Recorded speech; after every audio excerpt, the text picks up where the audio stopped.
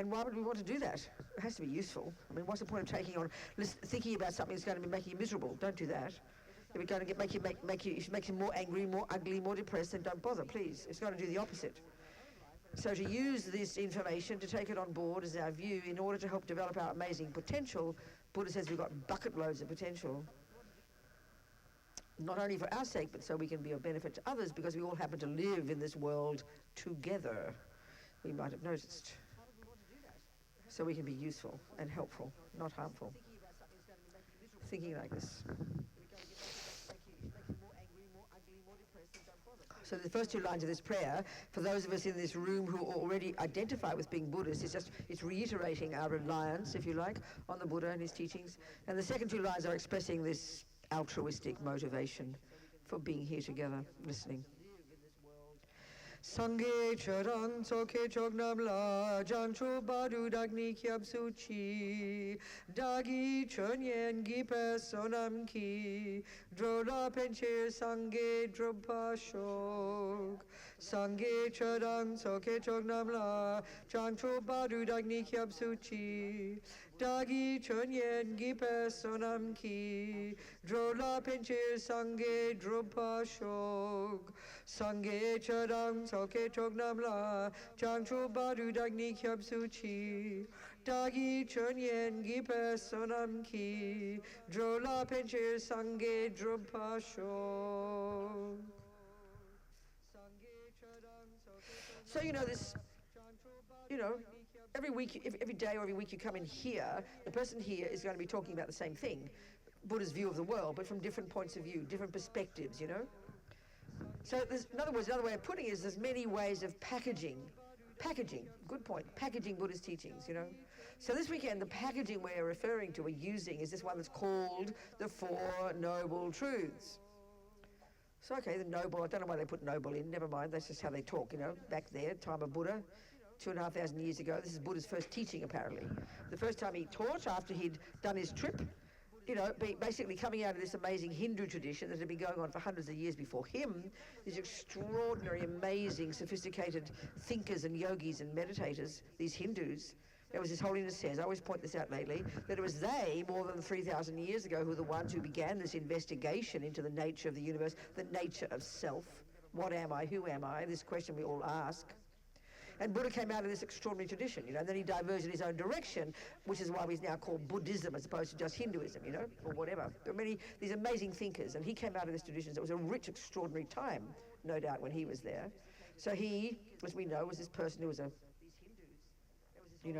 born in Nepal, actually, was India then, one of those kingdoms in India, and he was part of a royal family, and then he was a prince, all this story, and then at some point he thought this can't be the whole deal, so he joined in this very strong tradition that was prevalent then and still now. He left the home life and became homeless, which is still the tradition that's adopted among the Buddhists, those who become monks and nuns. It's giving up the lay person's life and becoming a homeless person, ideally, strictly speaking, that's the idea of it. Because in order to look into the meaning of life and look into the stuff, So he did that. He left his home, 29 or something, wasn't he? No, younger than that, I can't remember. Whatever. So joined all these amazing Hindus and kept moving through all these masters, through meditation, through learning, through philosophy, blah, blah, blah, kept moving, and then until he eventually got to his own conclusions in his own mind about how things exist, after many years of intensive practice and study and meditation, and then he gave his first teaching, and from then the next 50-something years of his life, until he was 80-something, I forget, he taught, mainly throughout northern India. So this first teaching, the four noble truths, the four truths, I don't know, the noble obviously has a meaning, I always use these nice words, but it's basically, a truth meaning here is a fact. It's kind of interesting, when we use the word truth and we hear about religion, it sounds like, oh wow, something you've got to believe is true. But when we say a fact, we feel like scientific, don't we? Oh wow, it's a fact, it's true. But truth can be a bit sort of scary, especially if it's got a capital T and it's called a noble truth. We're lost then. Well, basically it's saying the four facts. Think about it that way. Oh, wow, okay, happy to hear that. So what are these facts? Well, the context is suffering. So the first is there is suffering. And he articulates it. And there's different ways of articulating, and there's 3 levels of suffering. And we've mentioned this already many times, obviously, but we're going to go into that. Then there's the causes of it, causes of suffering. Then there's the third one, which is his own direct experiential finding that, guess what, folks, we can get free of it. There is a state called the cessation of suffering. We can be free of suffering and its causes. And the fourth is how to do it. So it's quite a practical presentation, you know. But the part of the problem, as I say this all the time, because it's religion, because it's ancient, because it's coming from India and through the filter of Tibet and Japan and other countries, then it's not the way we talk, it's very ancient. So because it's ancient and because it's religious, we mystify it. We can't hear it properly. You know, if we have when we go to mathematics class, we have our intelligent scientific hat on. When we come to Buddhist class, we have our mystical belief hat on. And from the Buddhist point of view, that's not accurate. It's not appropriate. Because Buddha's not a creator. And I always point this out, but it's a massive point, and we ought to really try to join the dots here. We're so completely invested in, committed to the view that if it's spiritual, and as soon as it talks about something that we can't see with our eyes, like another life, instantaneously we put it into the box of mystical, unprovable religion belief. We're very believing in that, you know. As soon as we say scientific, we're very used to dealing with facts and figures and mathematics and equations and matter and wood and flowers and things we can see and taste and touch. The materialist view. Well, the Buddha's view is the same as the materialist view, that you can prove things. And he gives us all the methods, which is a surprise to us. We don't think this, you know. We assume scientific means what you can see and touch. We assume religious refers to things that you can't see and touch. That's a default mode, and that Buddha would disagree with that. So, because Buddha was a regular guy. We've got to remember this. He's a regular guy who became this person called a Buddha from his own hard work. So it's not revelation. It's not a belief system. There's no concept of a creator. Things aren't made by somebody. Buddha is talking about facts that he has observed with his own mind. And a person who's being a Buddhist, as I said, is a person who's taking on board Buddha's viewpoints. So you obviously got to start taking them as your hypothesis, don't you? You can't prove it. If I'm Einstein telling you about relativity, you can't prove it immediately, and you don't have to believe me. You know, you take my findings away with you, and if you want to come to the same conclusion, you don't just sit there cosmically, oh, well, relativity, hoping a vision will come. You know, you go and listen, follow the steps that Einstein took. You verify it for yourself and you experience it yourself. It's not complicated. Well, that's exactly the same here. I really sincerely mean this. It's not a millimetre of difference. Not a millimetre. As His Holiness says, if you do follow his Buddha methodology, and you do find that he's wrong as you go along, then you must reject him, of course. And most of us won't use that level of rigour and discipline and analysis. You know, we won't study in depth the entire view. Most of us will have some view of belief. We'll listen to it a little bit, and because we've got a connection with it, we'll be a good little Buddhist. You know, most of us won't go into that depth. But over lifetimes, we need to, Buddha says, because the goal is to realise relativity. Think of it that way. Just using that as an analogy. Realise Buddhahood. The goal is to realise relativity. Not to believe in relativity, not to say that, oh, great, it's science, you know, Einstein's proven it, and then to plot along. No, you've got to actually work on it yourself and experience it yourself each step of the way until you've eventually achieved the final goal, which the Buddha would say is our achievement of perfection, achievement of Buddhahood, you know. These words aren't complicated, but we're not used to thinking like this, because we're so addicted to thinking that spiritual is a belief. You know, there's morality there as well, but it's mainly belief. Belief in God, having faith in God, believing God is the source, believing God is the creator, believing God made the laws, God made the rules. That's not the view here. It's just not simple. The trappings look the same. I mean, look at this. You know, I'm a Buddhist nun.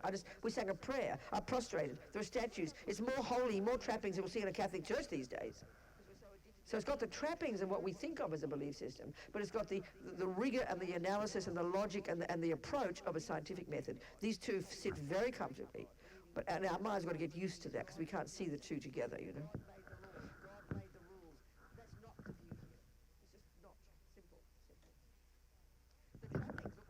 So, okay. So I like to mention the third one first because it gives you a bit of courage, you know.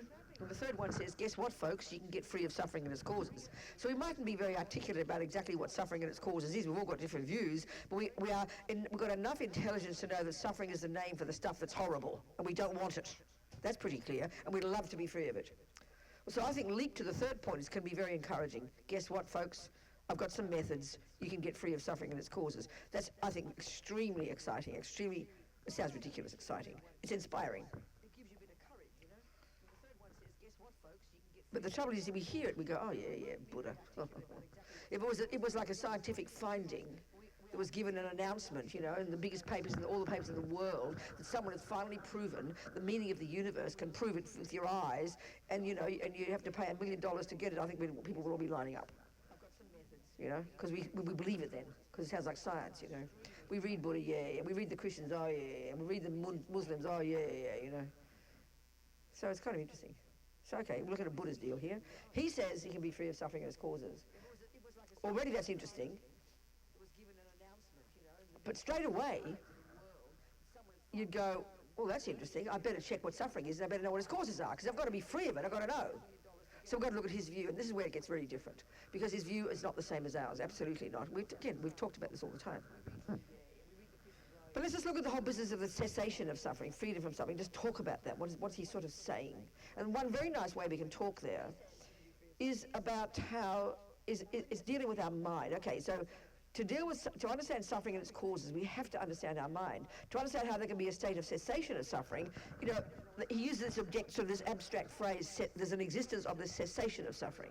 So you have to ask, well, where does that exist? Where does suffering exist? And where do the causes exist? It's a really crucial point.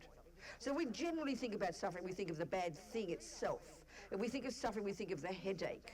If we think of suffering, we think of being poor. You know, if we think of suffering, we think of being harmed by somebody. So we think of the event and the experience, the physical thing mostly. Or we think of suffering, we think of poor people out there, which is not wrong.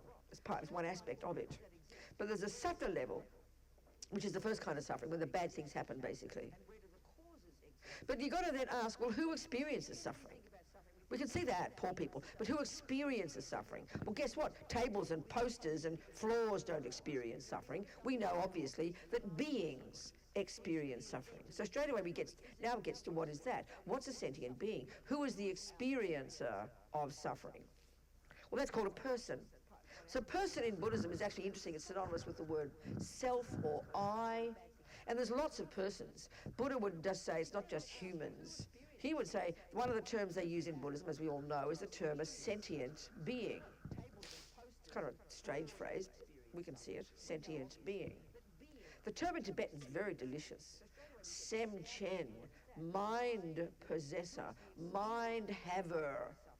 We all have mind. So there are trillions, for the Buddha, there are trillions of sentient beings, trillions of mind possessors, trillions of persons, not just human.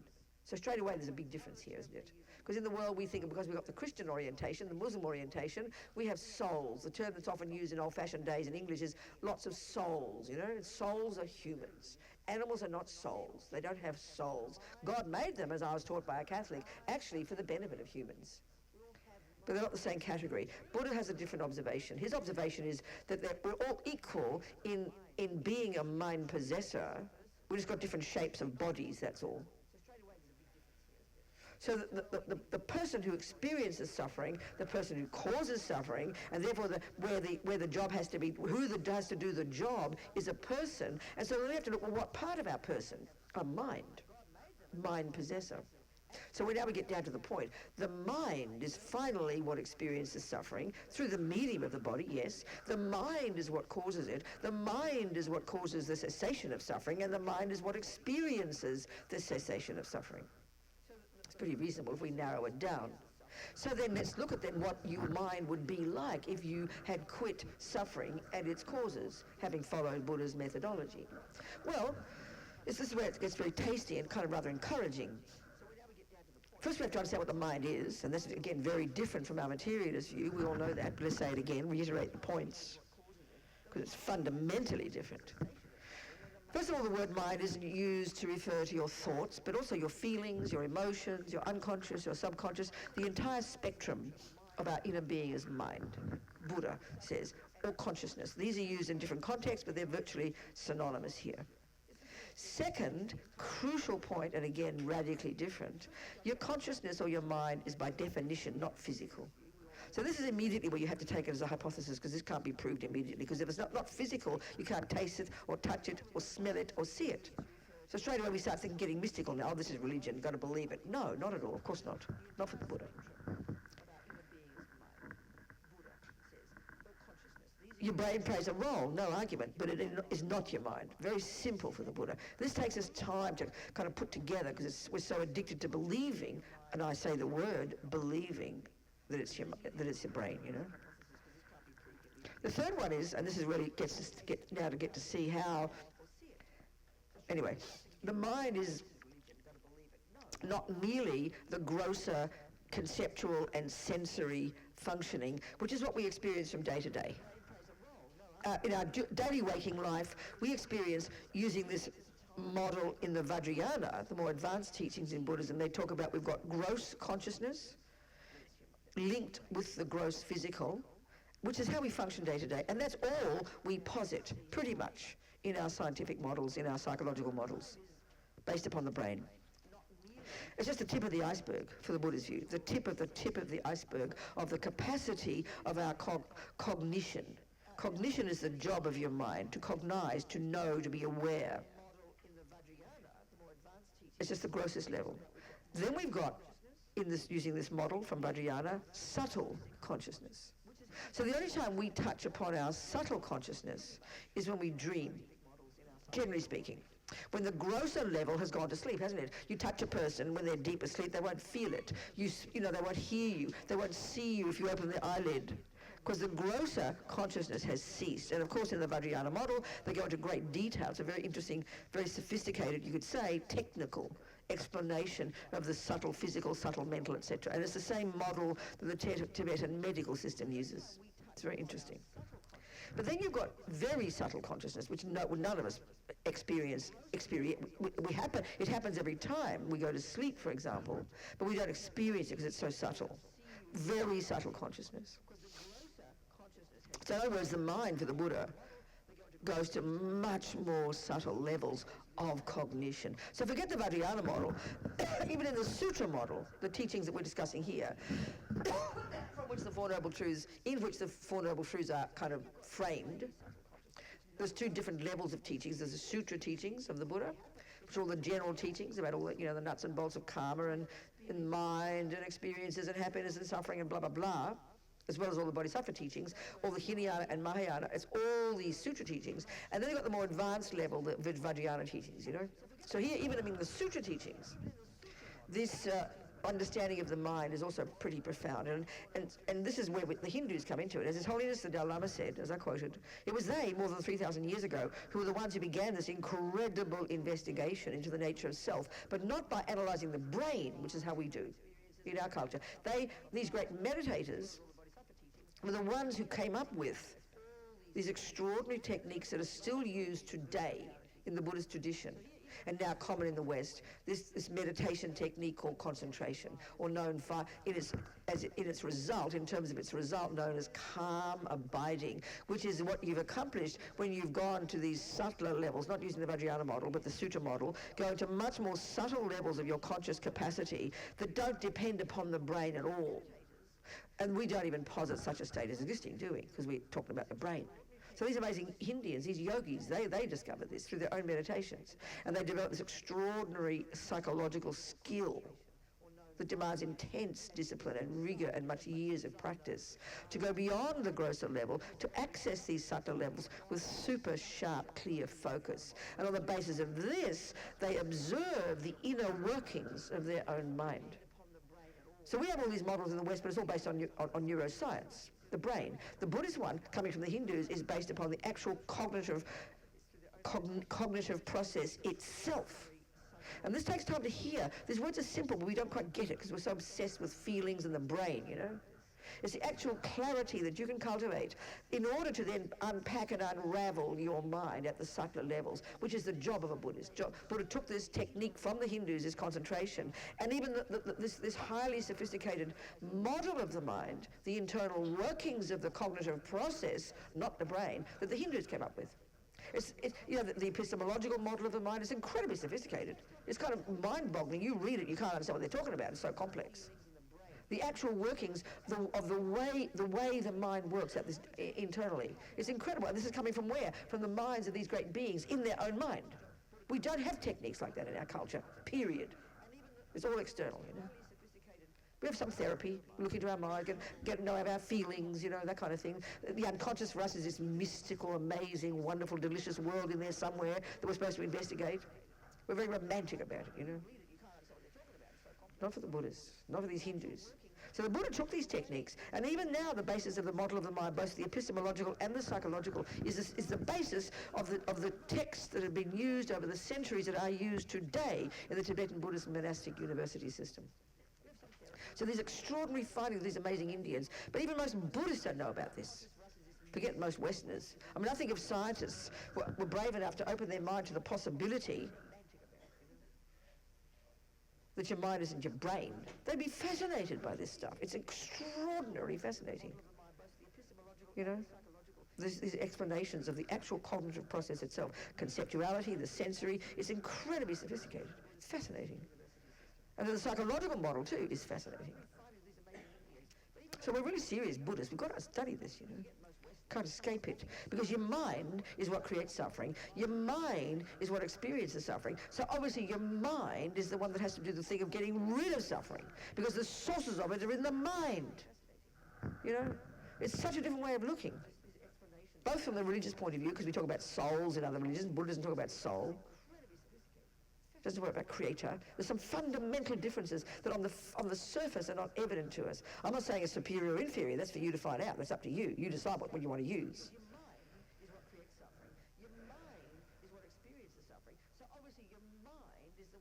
So suffering is caused by the mind, is experienced by the mind, so the cessation of it has to be experienced and caused by the mind. So you'd better know your mind, baby. You know? So, okay. So how would you be if you had ceased suffering and its causes? Well, really simple, actually. It's like a joke for us to hear it. So suffering is caused by the mind, is experienced by the mind. You know, when you understand the Buddhist model, which we've been talking about all the last 2 weeks, you understand this, the mental consciousness. We have lots of neuroses. You have anger and fear and jealousy and depression. We know these words upside down and back to front. Then we have good ones like love and compassion and kindness. We know this. We have a third category, like the sort of the mechanics of our mind, the ability to concentrate, to remember things. You know, we have these three main categories of states of mind according to the Buddhist model. There's sort of these neutral ones, which are neither good or bad, but they're necessary. Concentration, memory. Good people and bad people need these. Then you've got the things that good people have, love, compassion, kindness. And then you've got the other rubbish, which we all have, and which, if you're mainly bad, you have only those, you know, anger, jealousy, fear. They're very simple categories. They seem simplistic, but they're not, you know. And we're very nervous of these simple categories in psychology, because it smells like morality and religion, you know. We don't want to go there. But it's very clear for the Buddha, the way he describes.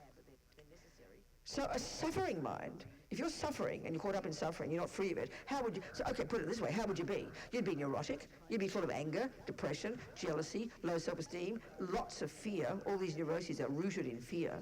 You'd be miserable, you'd be manipulative, you'd be unhappy, you'd blame people, you'd get depressed, you'd go up and down like yo-yos. We all recognise that. Guess what? Oh, I recognise that, we'll say. Yeah, that's me, wow. But luckily we've got some of the good stuff. That's how come we're in this room, as opposed to the gun club. Or the, you know, or drunk on the, huh? You belong to the gun club. Start again, what do you say? I'm confused, what did you say? Okay, good, okay. What do you do with your guns? Shoot people or? Good, okay, fine. You go to the gun club before it closes, okay. So,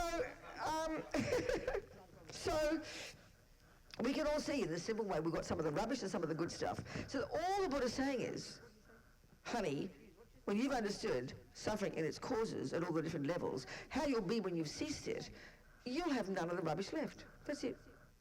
That's it, simple.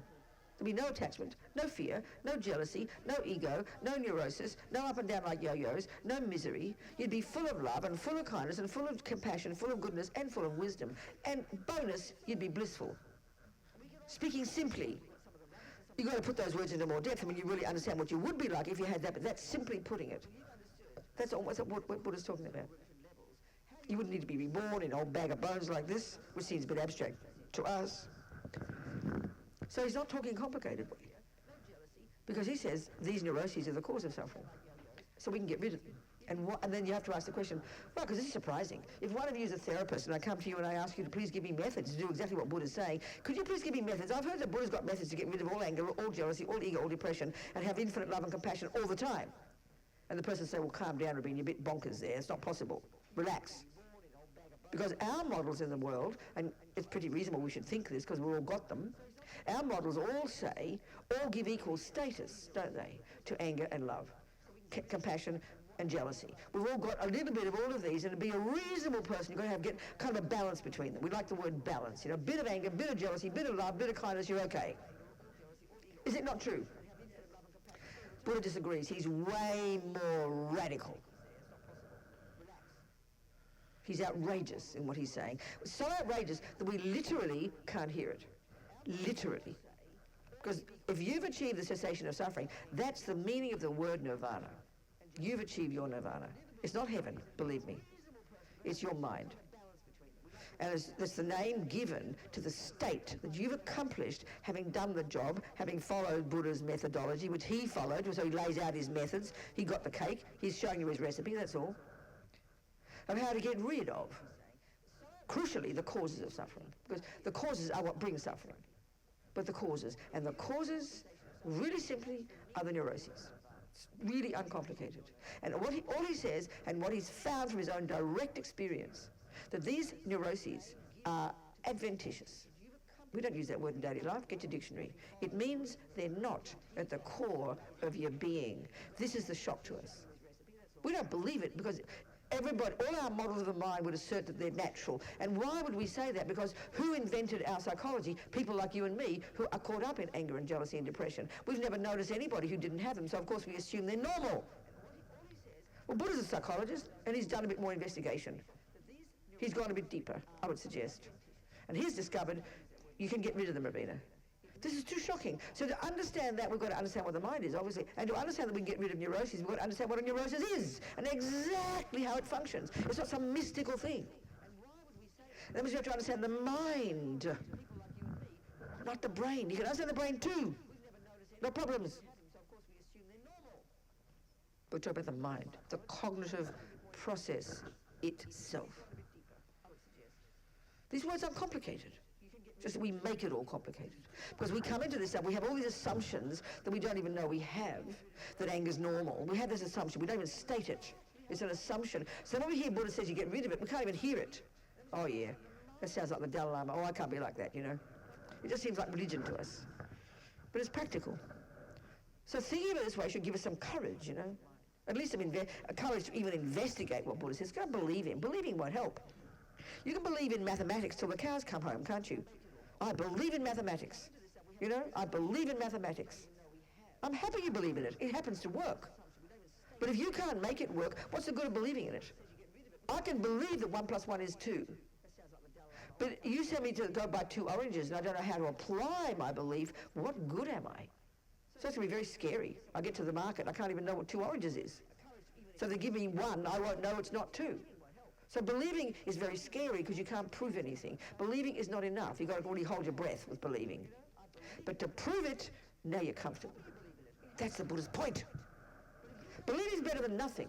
At least you believe that 1 + 1 is 2. If you believe 1 + 1 is 3, you're in serious trouble. At least you believe in the truth. But it's not enough. You've got to know the truth. It's a major, major, major, major, major point. And of course the Christian teachings, the other teachings say you can't know the truth because that's God. Only God. God owns the truth. I'm not being rude here. When you die, you become oneness with God, but you've got to die first. It's just different. I'm just talking about differences, that's all. This you have to achieve in a body. You don't need a body, but you've got to achieve your nirvana in a body. But your mind does it. So it's practical stuff. But we've got to change our assumptions. We have many assumptions we don't even think we know. We think we have them, you know.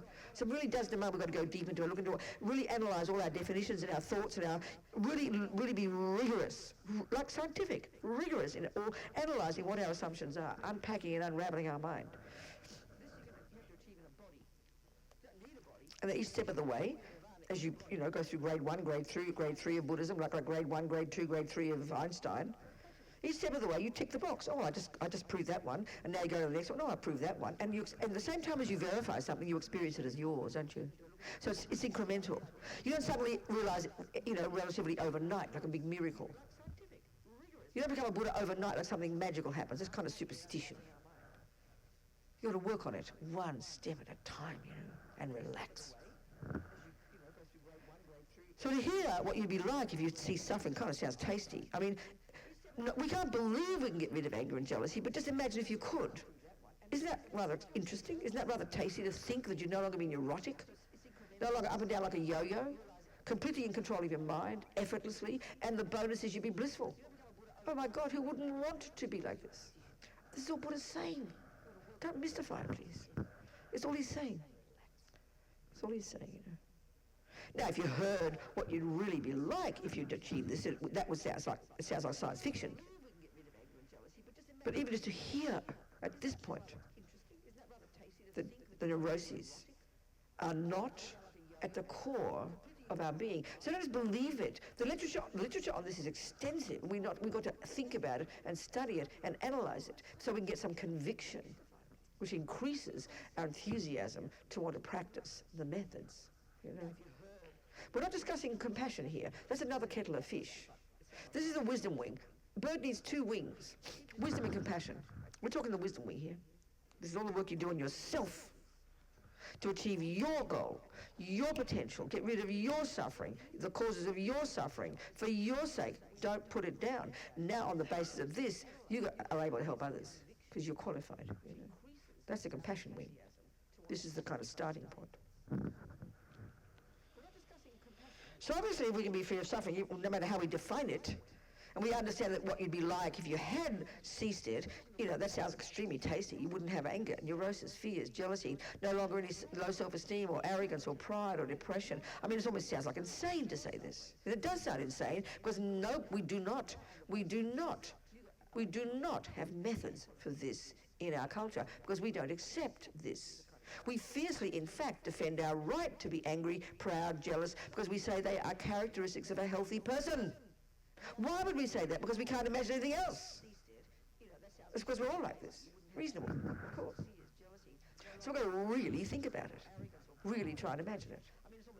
So we do hear about people who aren't jealous and aren't angry and aren't depressed. We think, oh, they're saints, and saints are mystical. Saints are kind of born like that. They're kind of like potluck, No, Buddha says we all become one of them. And he shows us the method. He's showing us the methods he uses, all. And this stuff he's finding, and the other thing about this is this. Well, there's another point, many points.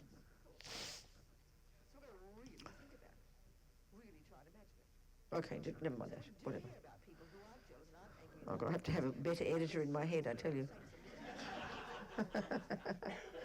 Okay, so if we can achieve a state.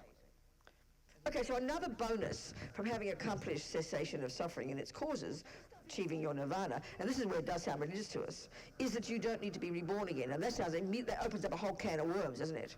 Because there's an assumption there that humanity isn't the center of the universe, that being a human is all we are. No. Buddha's view is there are many kinds of, as I said before, mind possessors, all of whom have some kind of mind, consciousness, a capacity for some kind of cognition that comes along with a certain level of physicality. So the ones we can see are humans, and let's say creatures, and animals, kangaroos and ants and bugs, they've got some kind of physical. And there's a mind there. That's a mind. There's consciousness. Don't give any sort of special status to mind, as if it's higher than something else. Mind is what every sentient being has. You can be a total maniac, deluded sentient being like Hitler, or some kind of animal that kills all the time, or you can be a high being like the Dalai Lama or the Buddha, who's got a high, who's fully developed. But it's all mind, negative or positive. It's all consciousness. It's all cognition. So the Buddhist another way of talking is saying this. If we take the Mahayana view, the Bodhisattva path view, Buddha's another way of presenting the Mahayana view of cessation of suffering and its causes. If we look at the third noble truth, we can say that our potential is to be a Buddha, which is more than merely achieving your own nirvana. It's more. There's your own nirvana added on to the compassion wing. Right? So if you've accomplished both wings, you've removed all the neuroses from your mind, but to the subtlest degree, and you've accomplished this phenomenal. You've perfected the virtues within you. You've perfected wisdom and perfected love and perfected compassion, perfected all the good qualities to far more profound degrees than if you just achieve your own nirvana. So what Buddha's saying is, the Mahayana view, first of all, there are trillions upon countless trillions of mind possessors, not just humans and not just animals. This is where we look at the bigger picture, In fact, they say in Buddhism, you could say there's not an atom of space that you won't find sentient beings. So we all know now, with microscopes big enough, we're seeing that, for example, the human body is a living zoo, is the home of billions of creatures. We know this. It's repulsive to us to think this. If we see one mosquito on us, we're freaked out. One ant climbs on my body, we kill it immediately. Well, we're covered. I mean, our face apparently is a very delicious home for many because we've got all these big open pores. They're like little caves and they're all living and they love it, it's delicious. Under our armpits like a zoo. Our body inside is like a living zoo. We do know this, although it's repulsive to us. Even the air is full of dust mites, they talk about. They make you buy all these sprays because you get the dust mites, these beings, and these are the animal realm, ones you can see if you have a microscope big enough. Everywhere you go, there's going to be creatures everywhere. In all the wood, in the plastic, in the air, everywhere. It's like a condition for sentient beings. Trillions and trillions and trillions. For the Buddha, these are all equal to us in being mind possessors. I didn't finish what saying what mind was. I said there's two things. So mind is not physical. Mind goes to much more subtle levels. The third one is mind, as I'm already indicating, doesn't mean something high that needs a brain. It's simply the bare bones capacity for cognition at some degree or another.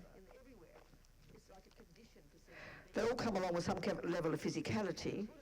And also minds are beginningless and endless. So this is where it gets really wacky for us, Beginningless and endless. Our consciousness, if you think of it like a river of mental moments, although technically there's no river there because the only moment of mind that exists is this one. You can't point to the previous moment of mind, the past is gone. But we can think of it this way. You track your mind back, because we all have the question, where do I come from? It's one of the biggest questions. Where did I begin? We're wanting this with all the big bangs, we're trying to find the beginning of everything.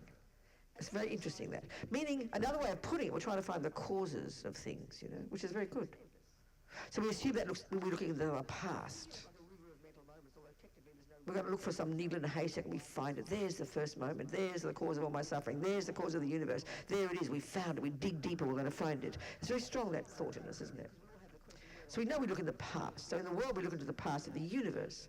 But as His Holiness said one time, he has all these conversations with scientists these last 30, 40 years, And he said, Big Bang?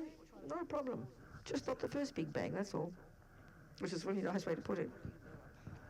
So this idea that your consciousness is beginningless sounds demented to us, If we think of anything that's beginningless, we would say it this way, that doesn't have a cause. We would say that is a being like God.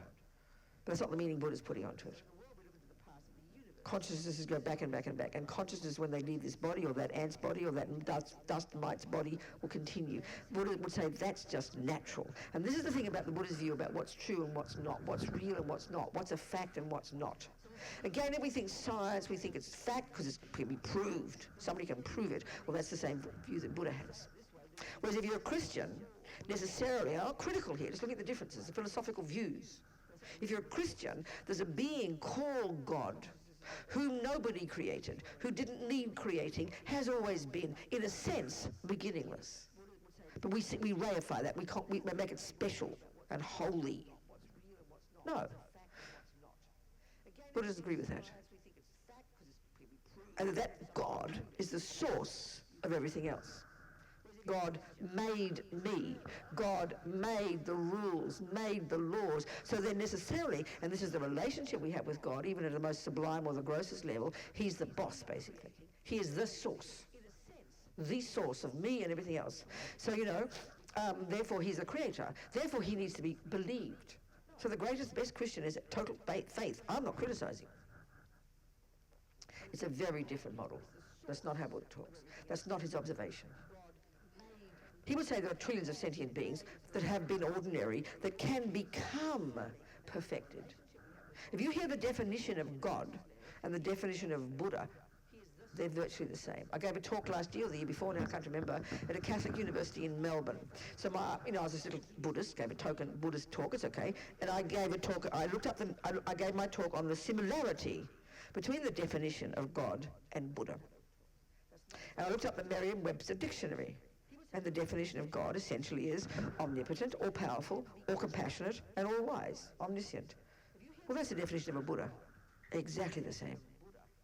And all Buddha's saying is, every consciousness, the dust mite, Hitler, the hell beings, the spirits, the animals, the God realms, the humans, he asserts many levels of sentient beings. Every one of us, being a mind possessor, by definition, possesses the potential to rid the mind of suffering and its causes and to achieve perfection. So it's not just God that can be this way. And then we sort of become oneness with God. It's like we become our own God, which would be a very shocking sin to say to a Christian or a Muslim. It's like the worst sin of pride to say that. But that's what Buddha finds. Every consciousness is dynamic, is impermanent, changing from moment to moment, and every consciousness possesses the potential to rid itself, because that mind has to do it. It's not done by God. That mind itself has to do it, to rid that mind of the neuroses, of the pollution, of the delusions, which are the cause of suffering. Why? Because they're adventitious. So clearly an ant can't do the job. They can't access their virtue and their wisdom. A dust mite can't do the job.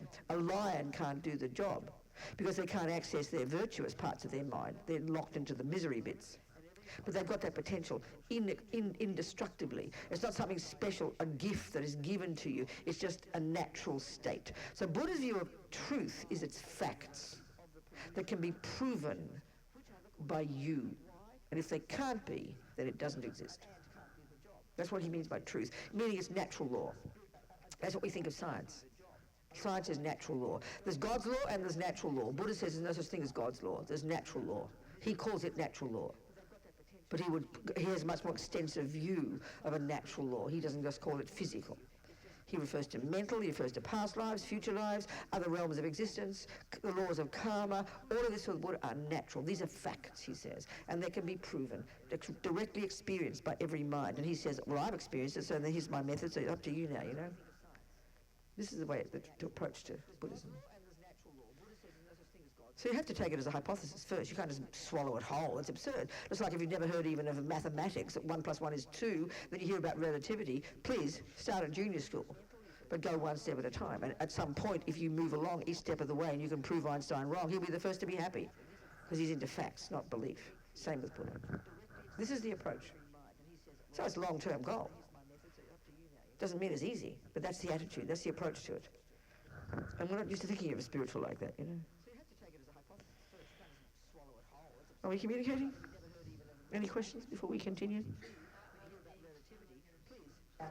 Oh, they were very polite, I suppose. It was mainly I'm not being rude, it was a Catholic conference. There was a Muslim there and a Buddhist. They were being polite. It was very nice that they wouldn't do that even, you know. Of course, we had questions. There was all this panel, the bishop and me, and nobody asked me a question. It's okay, it's not wrong. It was mainly the Catholics, and they were concerned with the Catholic things, because that was their main thing, you know. I understand that. But I enjoy being there. I'm happy to talk to the Catholics. I'm an old Catholic. The Catholics brought me up. I'm very grateful to the Catholics. I have no objection to my Catholic upbringing. I do not have guilt. I do not blame the Catholics if I did have any guilt. I loved God. I loved Our Lady. I loved the saints. I didn't like the nuns. They were a bit mean to me, but now I'm very glad. Because I was naughty.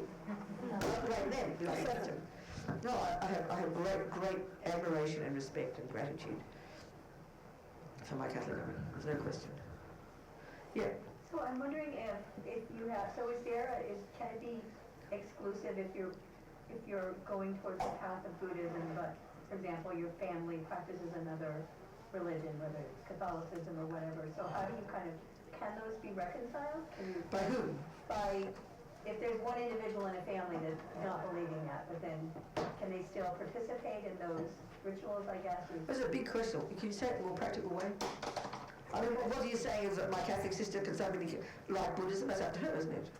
Well, no, what do you mean by that? I guess what I mean is so if I have a family, my family has always been Catholic. Okay, good. You're a Catholic family. Okay, we have a Catholic family. We've always participated in Catholic church, Catholic. Of course, that's right, exactly. So then you're now a Buddhist. So now I'm looking at Buddhism. Okay, so go on. So can I still participate with my family in those things? Okay, so what do you mean, can I? Or, I mean, are they, I guess I don't know what I mean. No, I know, that's a very good point, then. That's why let's unpack it. So there's an assumption in that question, do I have permission, isn't it? I guess maybe that is. That's right, and that's Catholicism that you do not. Precisely, so that's the point I'm getting at here. There's nobody, see, Buddha doesn't assert a creator. Buddha doesn't assert a boss. Buddha doesn't assert anybody running the show. The only person running the show is you. And as we get into karma, we're going to see that more vividly. So therefore, it's a non-question.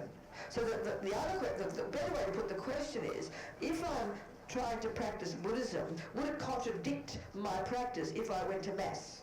So that would be the point. So if you're in the beginning stages of learning tennis, right? But you've come from a cricket family or a baseball family. Would it interfere with my tennis if I started playing baseball? It well might, because you've got to use a very different action for tennis, but baseball completely different. It might mess up your tennis elbow, or cause tennis elbow. So it's a practical issue, not a moralistic one, and it's really hard for us to hear this way, because we hear it as fundamentalist and religion and permission and guilt and shame. We're riddled by those misconceptions. So if it does disturb your tentative investigation of a new way of seeing the world, and you're very full of guilt and shame and stress, then back off and don't go to Mass. But as you progress more, it's nothing. It's no contradiction whatsoever. Of course not. Because as you know, this is where you see these wonderful conversations between, for example, the Dalai Lama. You can see in this life he really is into bringing people together. He has these years of history now talking to the scientists. It's a brand new view for the Western scientists. He's amazing in the way he's brought all these different views together. I've met scientists over the years, and you read all their findings. They've been radically changed on the basis of this communication and looking into the Buddhist way of seeing things. It's really added something, not contradicted. Do you understand? He brings all the religions together. It's incredibly necessary. Do you understand? But there's some clarity there. We've got to have clarity. You've got to know where you're at in your investigations and whether you're very tentative. But as you progress, you've got to find more and more common ground. Don't assume you're going to find they're all the same, because simply they're not. But it's good to find common ground. But there's no necessary, don't have to, depending on where you're at. So, out of politeness, you go to Mass. And, for your family's sake. You understand? I mean, of course you would. That's easy. Do you understand? There's no permission to be given by anybody. You're the boss. It means you have to know yourself. What's necessary for you, what's good for you, what's not good for you. Or out of kindness, do it for someone else's sake. Of course. No problem. I remember when I went to one of my school reunions, I went to a very strict Catholic convent. It was in it for my whole 12 years at school. And it was very interesting. I was always naughty at school, really one of the bad girls, And I always thought the nuns didn't like me, and I was always getting into trouble, and naughty. So then, I was very religious, but my behaviour was terrible, right? So all the nuns could see was I used to break my heart that they couldn't see my little Catholic heart. I used to go to Mass 7 mornings a week, but I was naughty. They seemed to not fit it together, you understand? But I was really always thought about God, the meaning of life, and I was bad behaviour. So I didn't join all the little religious things that wouldn't let me in, I was always broken heart, and the nuns couldn't see my little heart. So the thing was, when I left school, and even then I was naughty, I left before I finished, and then then I became a Buddhist. So and I was like 31, so 10, 15, 17, 27, 12 years after I left school, 16 I left school, 15, whatever it was. I didn't finish school, I didn't go to college or anything. So I remember when I then decided to go to one of these school reunions. I feel very happy about my Catholic upbringing, but some of my friends, still. So I went to my robes, the very first one. So I was like this most unusual person, and they were all talking and interesting. And one of my old teachers, Mother Arthur, we called her our nuns, were very traditional, it was a very hierarchical set of nuns. We were the Sacré-Cœur nuns. I know anybody went to Sacré-Cœur? Convent of the Sacred Scared Heart. heart. What? Scared heart. Not scared. That's what we You see, I never thought that way. I believed it was Sacred Heart. I'm a really devoted Catholic, okay? But we call those scared hearts in Hong Kong. Oh, you did? So there were Sacred Heart girls. Did you go to them? Unfortunately. You did? Oh, you did? So you were a Sacré-Cœur girl? Scared heart. So you're I don't talk that way. I'm very grateful to them. You're not grateful to them? Well, You can't see any good that you got from them? No, I didn't become a nun. If I was good like you, I'd become a nun like you. No, but didn't you get some good from those nuns? You got education, you got a sense of morality, a sense of goodness. You developed some. Didn't you get any of that from the nuns? Hardly any. You didn't? No, we were Chinese, not Australian. I know. What's the difference? The nuns were all mean, were they? She went away. We call ourselves old girls. She's one of the old girls. Sacré-Cœur girls. That's interesting. Scared heart. Okay, darling. Sacred Heart for me. So there she goes. So anyway, the point is this one. I went back to school and Mother Arthur, she was so sweet. She said to me, "Do you pray to God, dear?" Now, can you imagine? I said, "Oh no, Mother, I don't pray to God. I pray to Buddha." But of course I do, Mother, I said. And then she said, "Oh, good. Please pray. We need vocations badly." Meaning, vocation, you get a calling from God to be a nun. You were scared of it. I want one, But it was so sweet because I said, so I wouldn't dare to argue with her. I said, "Of course I pray to God." That was all she needed to know. I didn't care. I know what she means. If you're going to start having a philosophical discussion, how rude of me, Of course I do, I said. "Well, good. Pray to God. We need vocation." I said, "I promised I would." And then, interestingly, another 10 years, I went to it's now the 40th anniversary coming up, I think, more than that. I forget, whatever age I am. So I remember they put out their special book to celebrate 150 years of the convent in Melbourne, and I'm one of their special people. I couldn't believe it, They even had me come and give a special talk about the breakfast. They've honoured me as one of their special people. I can't believe it.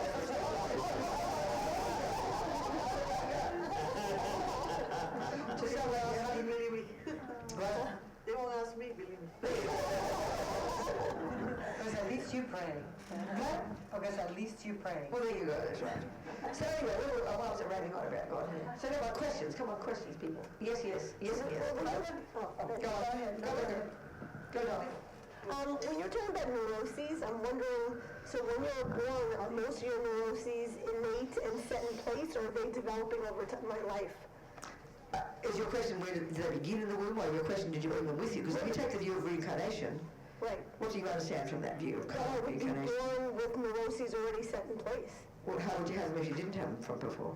Where do they come from? But I would think, because I guess I often am questioning what role my family plays in my Exactly. life. Well, that's of course. So let's say you are born tone deaf, and your mummy's a musician. You wouldn't be able to learn music, would you? Right. Because you don't have the capacity. So if you don't have the capacity to be angry, then your mother could beat you. You might get some other things, but you wouldn't get angry, would you? You couldn't, ever. Whereas the materialist model absolutely believes you start in the womb, you got some genes, but basically you're the product of nurture. But, we can see straight away. There are good families who give birth to psychos. There are psycho families who give birth to good children. So we ought to look at that. There's quite profound meaning there, but we don't like that because it doesn't fit with our model. So we just think, they're exceptions, We can see musician parents have tone-deaf children. We can see that people who never learn music give birth to genius musicians. So it assumes the Buddha is you, which you come from the first second of conception, completely programmed with every one of your tendencies. If there weren't the tendency, and we're not talking the genes, we're talking the mind, you can't grow it. That's why, and that's the point, to prove the possibility of nirvana. That you can, when you've pulled out from your mind every atom of negative tendencies, it's like you've burned the seeds. It is impossible for them to grow again. Logically, that's what it means that you've achieved nirvana. So people can muck you around and punch you in the nose and you won't get unhappy. Believe me. Be water off a duck's back. We don't accept that in the West because we're totally programmed into believing it's all the external, the genes, the mummy, the daddy, the behaviour, and the causes are all there, and we believe it instinctively in our mind. Ego thinks that. Don't you agree? Yeah. Yes. So this may be silly, Venerable. Be silly, darling. It's be silly. This always bothered me. You said today that everything that we know, that we really researched, our behavior, the way our mind thinks. And so how did the Buddha state that the animals and the microbes and the ants have a mind, but they don't have the capacity of... Intelligence. Exactly. Okay, that's where we have to understand the Buddhist model of the mind. And let's go into that now. So the Buddhist model of the mind is, in any consciousness, we've got the capacity for the negative states, which are the ones that are the voices of ego grasping, which is the sense of an I, which gives rise to huge attachment to get what I wants, which gives rise to anger and panic and aversion when it doesn't get what it wants, which gives rise to jealousy and all the other dramas, which we can recognize pretty quickly. Would you agree with that? Yeah. So we sentient beings have access to those. Then we can see, if we look at humans, and it's maybe perhaps humans, and not all humans, but we've got some access to other ones. We've got access to kindness and compassion and generosity, and especially, crucially, the ability to see things from a different point of view and therefore change. Would you agree with that? And we can see that's the hard part, isn't it? So if the delusions are prevalent, the other part's very hard, isn't it? Would you agree with that? Then we've got the third category, which everybody has, animals and birds and dogs and every being. They're like the mechanical parts, like capacity to concentrate, to remember things. Do you understand? They're neither virtuous nor non-virtuous. So they're the contents of the mind, and there's no fourth category, and there's many, many, many of these states of mind. Well, basically the Buddhist point is all sentient beings have variations of these, all different packages. So a being called an animal, let's say a mummy lion, she has the potentials from past lives of kindness, capacity for wisdom, but they're like buried under the weeds of her very powerful habits of ego and attachment and aggression and killing and lying and or whatever she does, animals do. Can you see by the behavior, a lion can't change, a leopard can't change its spots, we know that. We call that deep instinct, do you understand? So we can see. So the worm, the dust mite, they're sentient beings too. They've been human before, Buddha says. They've been high beings before. They've got the same potential as everyone, but they can't access that potential. That's the way to put it. So Buddha has observed that. So every word I'm saying here is from Buddhism. If it's a mathematics class, every word I'm saying here is from Einstein. Do you understand? It has to be. Otherwise I've made it up. It's monstrous. So if Buddha's made it up, it's even more monstrous. We're believing some wacko idiot who made something up. So it's either experience it as true or it was revealed by God, which is normal religion, right? Do you understand? So if it's Einstein, you'd assume he hasn't made it up. You'd be shocked if he had. Would you agree with that? You'd assume it's come from his own experience. Would you accept that? That's the attitude here. So you take it as your hypothesis. You might prove that Buddha's wrong, which is your job. I'm just presenting what they all say. Do you see what I'm saying? And even so, if Buddha's saying we can be an ant or a dog, we have to then look into what he means by that, the science of it, the logic of it, what's he saying, and that takes time because it's not fitting with the models we have right now, and doesn't fit with the assumptions we have right now. So that's why it takes time to look into it. Are you with me? And that's up to you to look into it if you want to. Do you understand? That's the point. That's the point. Yeah. What else, people? Questions? Yes. Going back to your comments about how in our culture we like to defend our right to be angry. Yes, exactly. I'm an angry person. Join the club. Right. And I've been practicing Buddhism for a while, and I was raised by a very angry Buddhist. And it's a very fine, I don't know how to deal with my anger without repressing it, which causes me to be depressed. And That's right, I don't know what to do with it. How long have you been practicing Buddhism? I've been watching my mind, I've been meditating, I am a minister. How long? Since I was a kid, my father... And you actually really sincerely mean you don't know what to do. You really mean you don't know what to do with it. I'm sure you're exaggerating. I mean, I see it, and I try to watch it, and I see how it manifests, Yes, and I see right. the consequences. So you work on it every day? I'm trying. So you no. That assumes something. No, there's a massive assumption in every word you're saying, and the assumption which is wrong is this one. There's an assumption that you should be better than you are.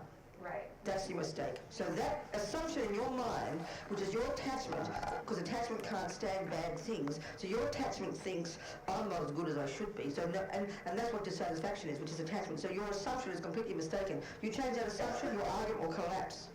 You are doing a really good job. You are practicing beautifully. You are making huge progress every single day. You do know exactly how to deal with your anger. You are dealing with it really well. You do not suppress it. You are doing beautifully. You should be crying with happiness at your progress.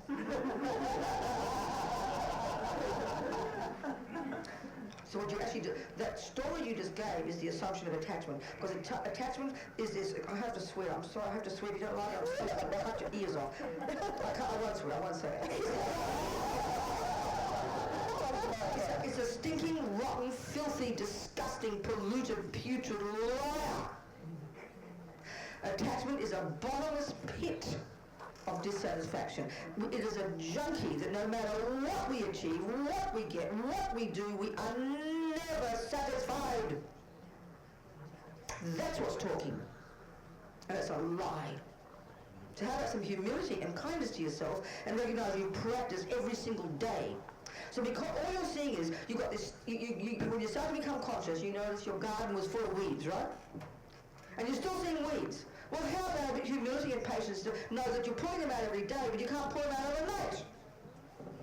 You're still seeing weeds, but delight you're doing the weeding. Delight you're doing the job, and you're growing every single day good seeds, virtuous seeds, proper flowers, and they're going to grow magnificently in the future. So be patient with yourself and rejoice and delight in your marvelous progress. And greet your next level of anger that you see, because you're seeing the problem. So, honey, it's another way of saying exactly what you said, which was disgusting. And we all do it. Because we're junkies for dissatisfaction. Are we communicating everything? So you've got to write a new script, please. Because this is very deep habits, countless lives of habits, and they take time to go. And that perpetuates the like it's more it's anger upon anger. So your anger is just anger is the response when attachment doesn't get what it wants. And attachment is default assumption that I must get what I want all the time is primordial. And that underpins this aversion. So we have a tendency to be angry. You've got a tendency to be angry, okay? You're in the club. And that means no matter what you get, you immediately find fault. Aversion finds fault. So you get, does this cup of coffee? It's not hot enough, it's not right enough, it's not good enough, it's not this, not right, whatever. Attachment, anger is always finding fault, it's very critical. And actually that's also what's interesting. Okay, not that one yet, okay. So part of the practice there is, as I guess you put it, we've got to learn to be satisfied, which is immensely difficult, it's like a joke. And we've got to start with the cognitive process. So you see something a certain way, you ask for the coffee at Starbucks, I'd ask for full milk, I'd ask for whole milk, 180 degrees, 2 shots, ristretto with this and that. And if it's not exactly right, I'll be critical. That's called anger. Critical, So then what my practice is to be, that's great, I'm happy with that coffee. You accept it. So you just counteract you have to counteract every time. You learn to be satisfied. If you can change it, fine, change it. But this is happening at the subtlest level, honey. We can't, it's too advanced. When you've got Singapore concentration, you can get some real work done. And most of us won't get that in this life. So we do it according to our capacity. And then the option isn't repression, and you're not repressing. Excuse me, there's 2 options we have in our world, which is vomit or deny. You are doing the serious work of seeing your mind, recognizing your mind, understanding the anger, and you're still seeing symptoms of it. Well, then you've got to learn to be happy you're seeing it, not unhappy. Because the assumption is you shouldn't have it anymore. And that's the fault. That's the mistake in everything. And your whole statement came from that assumption, which is a wrong assumption. It's like every time you look in your garden, you're unhappy because there are still weeds there. And you go out and you do more weeding and you're still unhappy. And you'll see more weeding and you're still unhappy. And you'll be happy, and this is like you do grade 1 in music. Oh, I'm not a grade 2. You get to grade 497. Oh, I only graded 497. You will never be satisfied because that's the addiction. So you've got to change the script. It doesn't come naturally. You've got to change the words because all these emotions are based in thoughts. It's quite subtle. We've got to catch ourselves. And then when you're really brave enough like this, then we will be glad to see the next level of anger. And then the next layer. After you've removed this one, you go to the next layer and the next layer. And then you're going to start to be able to see the good side to the energy, which is more from Vajrayana. There's a good side to the energy of anger, which is criticism. That means you see things are wrong, and then instead of always being pissed off, you'll go, how can I help make it better? And then you're using your criticism as a virtue. And that ceases the angry energy. And you're using that aspect of your mind, which is wisdom and quick and sharp. It's good, but you learn to harness the emotional aspect, which is the self-centered part. And you can utilize that criticism, which is sharp and clear, and you add compassion to it. How can I help? Patient people, I admire patient people. The best they get when something wrong, they go, oh, drat. And what happens is they don't get upset. But the downside of a patient person is they become lazy and passive. They'll put up with any shit. That's the negative side. Do you see what I'm trying to say? It's another way of talking here. So start to see the good side of your nature. Own the neurotic one. Own the self-centeredness, which is the anger. But see the critical aspect and learn to channel it and add compassion to it. As Martin Luther King said, it's good to be angry, meaning it's good to find fault. The world is a horrible place. But then you say, what can I do to help? Are we communicating? Good. You're way better than you think you are. Okay? Yeah. So, you're talking about patience, and how do you transform a moment and become more patient? I mean, I guess that's my biggest. You mean at that moment? Yeah, I mean. At that moment, it's like asking me I always use this example. If you're driving on the freeway at 100 miles an hour, and you're about to crash, and your question is, what do I do? Right. And wouldn't the answer be determined by how much skill you've got as a driver? Yes. Okay, so the answer here is determined by how much practice you've done in the past. And if you've done no practice, the best you can do is damage control. So then you've got to go back to basics and keep practicing, observing your mind, like she's talking, and then you prepare, and then as you get better and better at dealing with your mind, and it even does get to the point it's about to come out the mouth, you've still got some tools. But by the time it's out the mouth, usually it's too late by that point. Then you can just. We're talking here the real advancement in practice. Yeah. Is you can hear your violent mind talking, all the thoughts and all the dramas, but you've got enough, you've harnessed, not repressed. You haven't repressed. You're working internally in a very rich way. You're being your own therapist, and you're dealing with all your thoughts. You recognize their thoughts, but you're not vomiting them out. That's really advanced practice. And you might think you're getting worse. We think we're getting worse. It feels more volatile, but you're not getting worse. You're now aware of it. And we've got to have the courage to hear all those voices, to hear all the anger, and have the discussions, and have the arguing. You bring, I encourage you to talk about all my roommates. All my roommates, I mean all my thoughts. See, you know, you've got 27 varieties of anger roommates and 49 varieties of attachment roommates and the jealousy roommates, and they all keep coming out and you keep meeting more of them. So you've got to greet them all. We want them all to go away. You want them all to go away, your attachment can't stand. So you want them all to go away, you know? But have courage. Open the doors, open the cellar, open the attic, open the cupboards, and they're all out. And welcome. Because your virtues are now getting strong. Mostly our virtues are hiding under the mattress and they can't come out because they're scared of the wackos are running the show.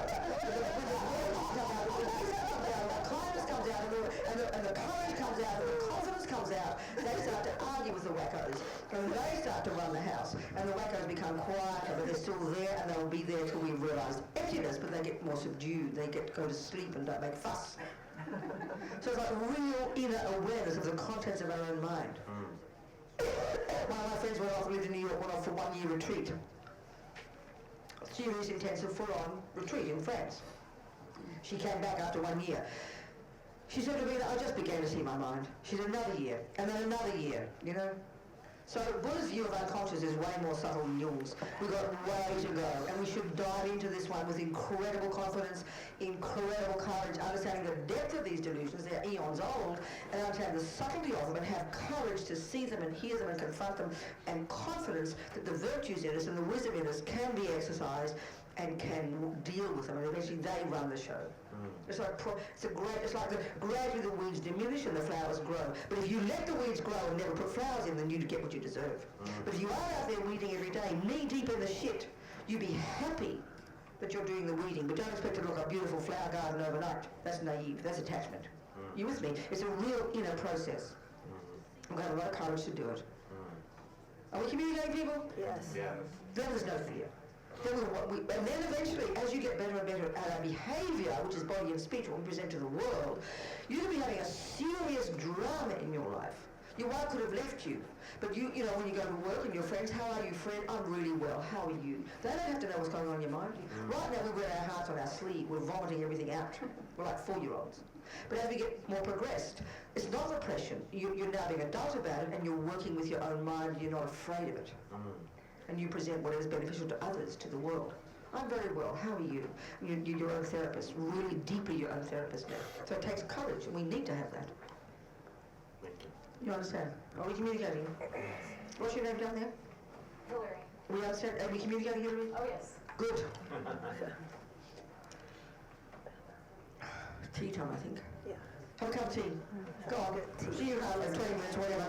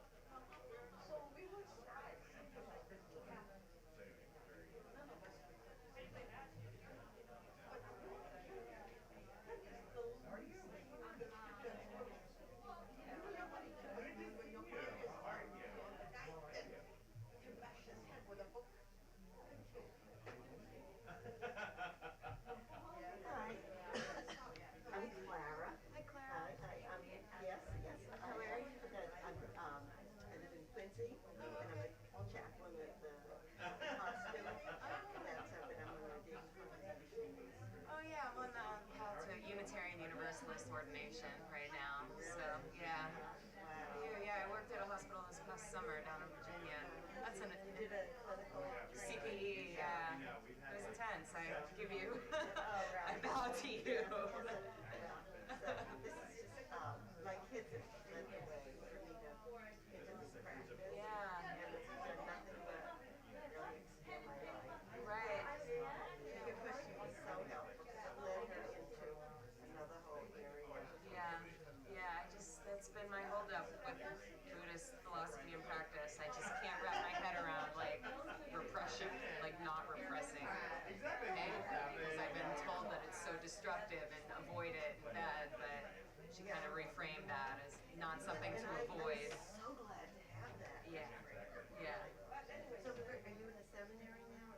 Oh, I finished at Harvard a couple years ago, so I am yeah, hoping that. I am. Yeah, so we'll see what happens. And how did you get, oh, you have that in your background. Yeah, yeah. So I don't have to live up to anybody's. that's Because nice. my daughter's 2 years old. Oh. And I was thinking, I didn't get up fast when she got up. Yeah. And this daughter gave her a side. Get up, don't do it. Yeah. I feel like I'm embarrassing her. No, just do your thing. It's So fine. my son does this recording. Oh, cool. And I love it when they all throw Christianity out the window. And I don't blame them Yeah. because what they believe about it Right.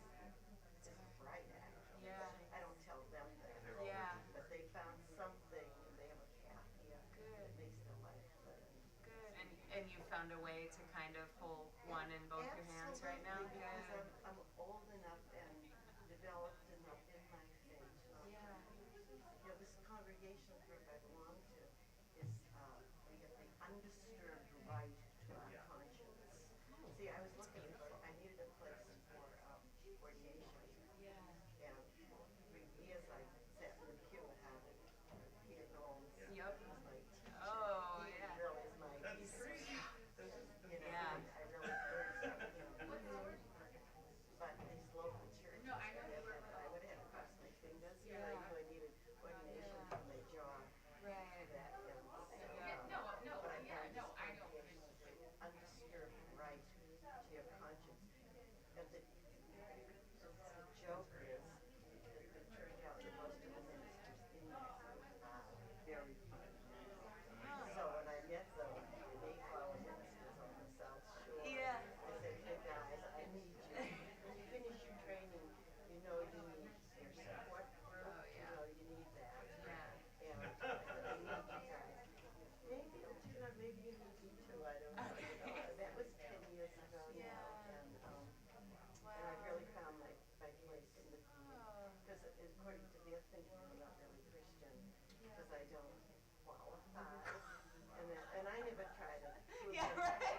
I think when I started to get to know them, when I first met them, I told them, this is my teacher, he's great. And this attitude had stuff about theology.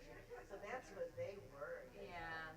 Yeah. Oh, it's just, And I'm thinking, oh brother, but I still need these guys. I still, yeah. because if you got a problem, somebody wants baptism, like, you know, you're leaning out, there's like 15 people in the room, and people send in their, this is what we do. Yeah. And really helping them with your ins and outs of their practice. Yeah. So, but I always told them when I came here, Oh, but yeah. I did 4 different CPGs in 4 different, because I wanted certification. Yeah. And in Boston, and they would say at the Brigham of Women, well, Clara comes in, she'll do it. If somebody wants to baptism, Yeah. you know, and they said, well, we don't know their previous records, we need to baptize. I didn't care about any of that Yeah. stuff. This is what the person wants, they're sick, Yeah. and their family wants it, and it's okay with me, you know. So they Yeah. said, Well, it's a beautiful. Clara, she'll do it. And Yeah. that's what this group too, I said, send them to me. Yeah. There it is. That's compassion, man. No holds barred. Right there. That's good. Wow, it's a beautiful spiritual path you've been on. That's I'm nice. so fortunate. Yeah, that's great. My kids are really heavy some blood. Because when they coming up with stuff, you know, yeah, I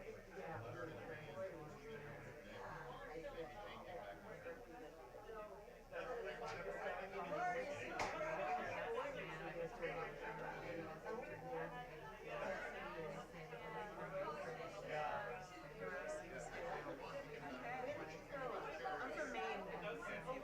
Lewiston, Maine. You know, a little north of Portland. Yeah. So. Oh, there is. Yeah, I never made it up that far. That's tight. Oh, nice. Yeah. Yep. Yeah, that's right in the Hudson Valley, right? Yeah. There's a Zen center right over there too, right? Yep. There's 11 or 20 years.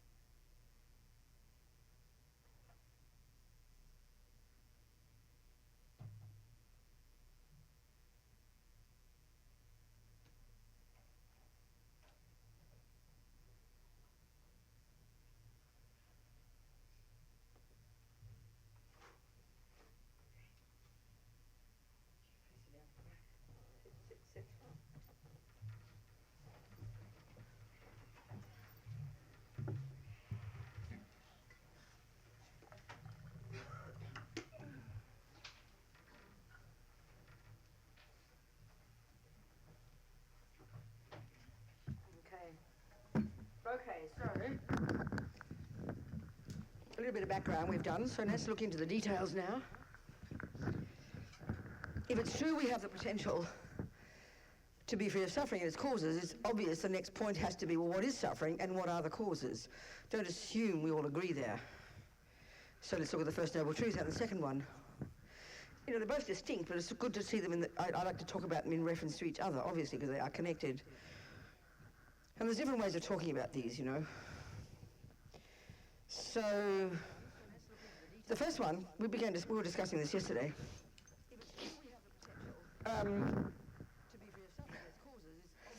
Buddha's view is that there are three levels of suffering. The second more subtle than the first, and the third the subtlest. And the more we understand the causes in the second noble truth, the more obviously each of them makes sense. You can talk about them distinctly, but the more we put them together, obviously, they're going to make a lot of sense. So the first one is there are the causes, there is suffering. And obviously you've got to recognize that, because then you can identify with the suffering. But if you don't know what the causes are, you'll never stop it, will you? Because obviously, if you can locate a problem, you have to identify a problem, nothing will ever change until you identify what caused it. It's really extremely logical, isn't it? You've got to know what the cause is. And once you know what the cause is, well, that implies the solution, doesn't it? It's completely obvious. It implies a solution. The more you understand the nature of the problem, the more you understand the causes, that implies the solution. It's not as if it's separate. So one of the commonest questions we have is, well, how do I stop suffering? How do I stop the delusions? How do I stop all this misery? Well, the more we understand what the misery is, and the more we understand the causes, we don't need to ask that question. We know it already, in a general sense, you know? Well, that implies the solution, doesn't it? It's completely obvious. It implies a solution. The more you understand the nature... So let's go to the causes, okay? The causes... Oh, sorry, I've got this wretched holes, stuff coming out of my holes all day. I'm so sorry.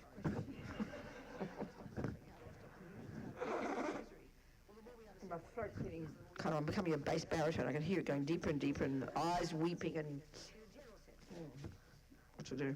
Samsara. It's a bag of bones. Okay. So Buddha would say the law of cause and effect runs the universe. Well, I think we'd agree as scientists, the world cause and effect. We mightn't say it like that. Botany is the law of cause and effect. It's very clear. Making cakes is cause and effect. Numbers is cause and effect. Engineering is cause and effect. Everything is cause and effect. You want a cup, you want to put this, and this together, and then you get the result. It's sort of a no-brainer. And we're very good at that in the West. We're geniuses at dealing with material. We're absolute brilliant geniuses. We can have 100 floor buildings, you know? Because we know the laws of botany, the laws of math, the laws of engineering, the laws of architecture, the laws of numbers, fundamentally. The law of numbers underpins all the brilliant stuff we can do. The law of botany. We're brilliant, we're geniuses, we're incredible. And it's called the law of cause and effect. Well, that's Buddha's expertise as well. But when it comes to the mind, and particularly when it comes to happiness and suffering, that's his expertise. That's his entire framework. Identifying what is suffering, identifying what is happiness, identifying the causes, and why. It's primordial. He says, look at all sentient beings, and you're going to see that everybody spontaneously wants happiness and spontaneously doesn't want suffering. The grosser or the subtle level, whatever, we've got to look into it. But primordially and naturally, all sentient beings want to be happy, don't want to suffer. Pretty clear. So all of Buddha's teachings are in reference to that. Because basically he's saying, you know what, honey, I've got methods where you can get rid of suffering and full of happiness, because the flip side of no suffering is happiness. Pretty clear. So we've got to understand his words exactly, not as vague, not as assumed, not as use our definitions. So as for he says the law of cause and effect runs the universe, and he calls it the law of karma. He says it's a natural law. He didn't make it up. It's not revelation. He's not inventing it. He's not speculating. He's observed it. Keep remembering that.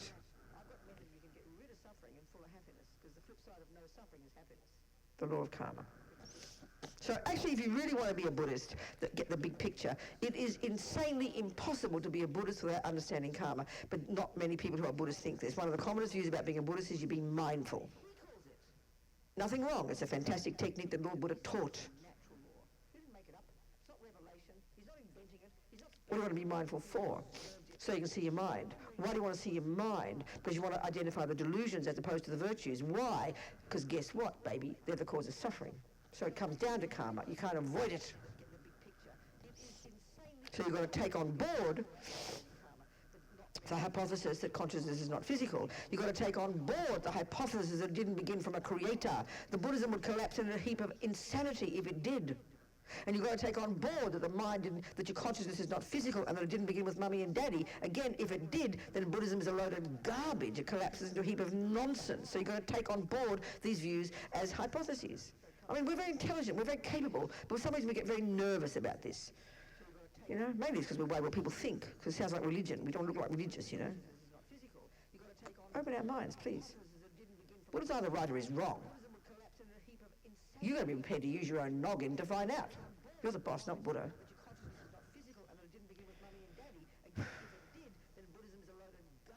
So we have to understand karma to understand suffering, and indeed happiness, and indeed nirvana, and indeed enlightenment, because it's the law of cause and effect. And we have to understand what the result is. You know, it's kind of all fits logically. So the word karma means action in Sanskrit, it seems. I don't speak Sanskrit. But it starts in the mind. The mind's the creator. The mind does everything. The mind is a source of happiness. The mind is a source of suffering. And the mind is the cause of enlightenment. The mind is the cause of everything. The mind is utterly central, not some peripheral interesting thing. It's absolutely central to Buddha's entire view of the universe, of all happiness, all suffering, all enlightenment, all nirvana, or whatever. Fundamentally, and it's not the way we think in the West. Absolutely not. So we've got to get used to Buddha's view if you want to understand Buddhism. So that there's much more nuanced, more subtle ways of going into all this stuff. We're talking very broad stroke here, good enough to start with. You can actually say that the actual real meaning of the word karma, the process of karma, the process of cause and effect, the process of using the analogy of botany, which they do all the time, of sowing seeds in the mind that will produce the fruits of our happiness and our suffering in the future, because karma plays out in the mind and lives of sentient beings. The starting point is the thought, I will, volition, will, intention. The main cause of my walking out that door is not my legs, it's my thought. I will walk out the door. Intention. If you see me walk towards that door, you can guarantee I didn't have a thought that I'll walk out that door. You can deduce it logically. The thought starts everything. As Lama Rinpoche puts it, everything exists on the tip of the wish, the thought, volition, will. This is literally what the meaning is. And if there's no intention, there's no karma. There can't be. Because mind it starts everything. Mind produces everything. Mind causes everything. What would we leave the door open for? What would we leave the door open for? For some reason. Oh, it's too hot, is it? Are you all too hot? Oh, I see. Okay, open the door properly then, all the way. Oh no, it's just my fanatic mind. Open it or close it, not halfway, please. Make up your mind.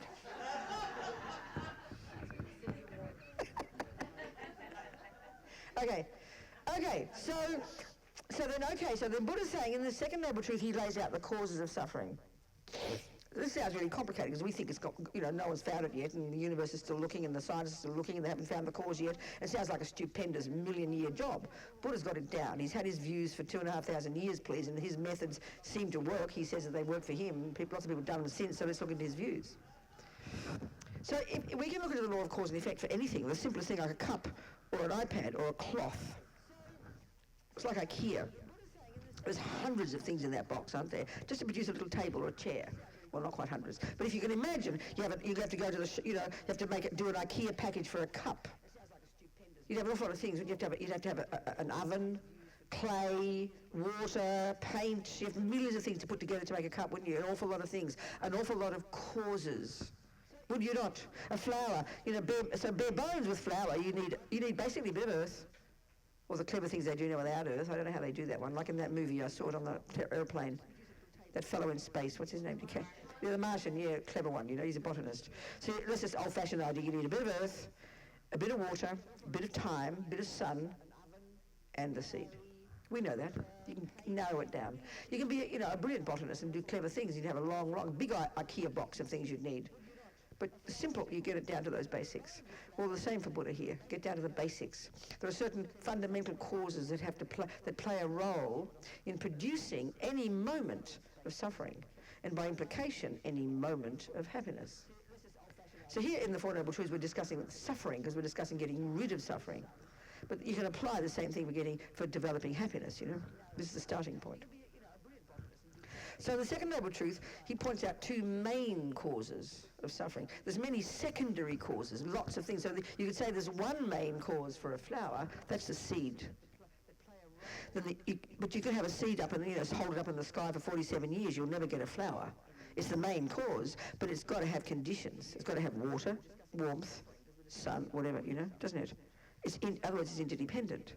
It depends upon different things. So you can still identify the main causes and the secondary causes, and this is the crucial point for the Buddha.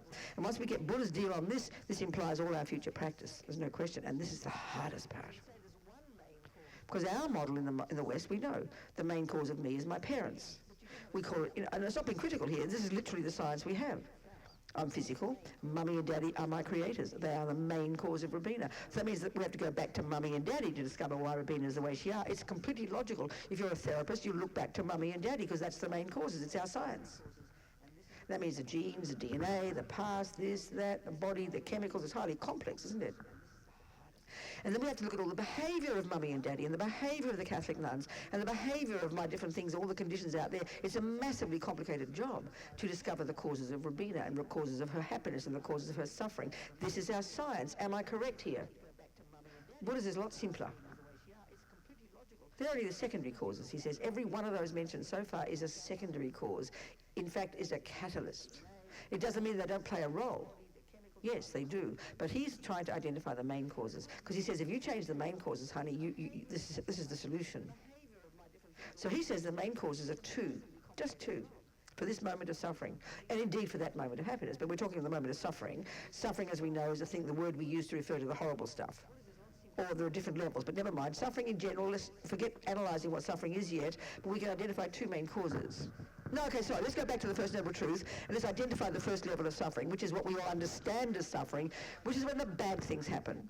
So if we take it as a reference, if we take the framework of this life, we understand that really easily. It's when the husband leaves me for a younger version, when I get a headache, when someone is mean to me, when the food is ugly, we understand that it's really simple to identify the first kind of suffering in terms of being this human being. It's when the bad things happen. We know this.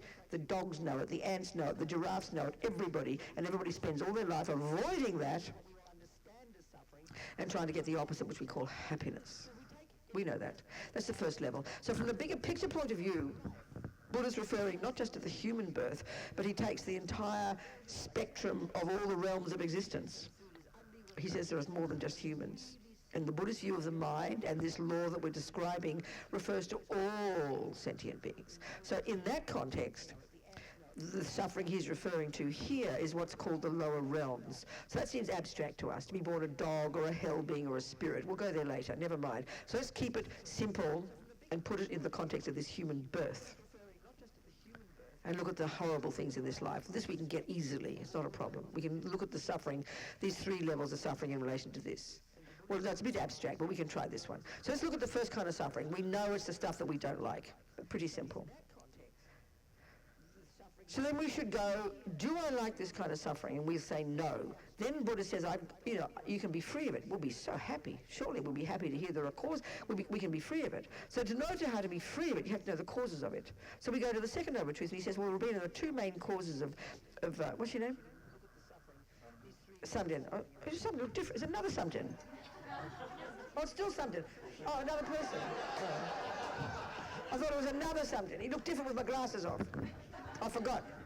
So he's now the cause of my suffering this time, not my happiness. So there's something, he punches me in the nose. It's pretty clear, isn't it? It's pretty simple. I'm crying. What's wrong, Robina? Lily says. Oh, something punched me. And Lily will understand immediately that something is the cause of my suffering, because the world believes that. We buy into that 100%. That's our science. No one will question me. She'll say, well, she won't say to me, well, that's no reason to be sad, Robina. What are you talking about? I'll be shocked, wouldn't I?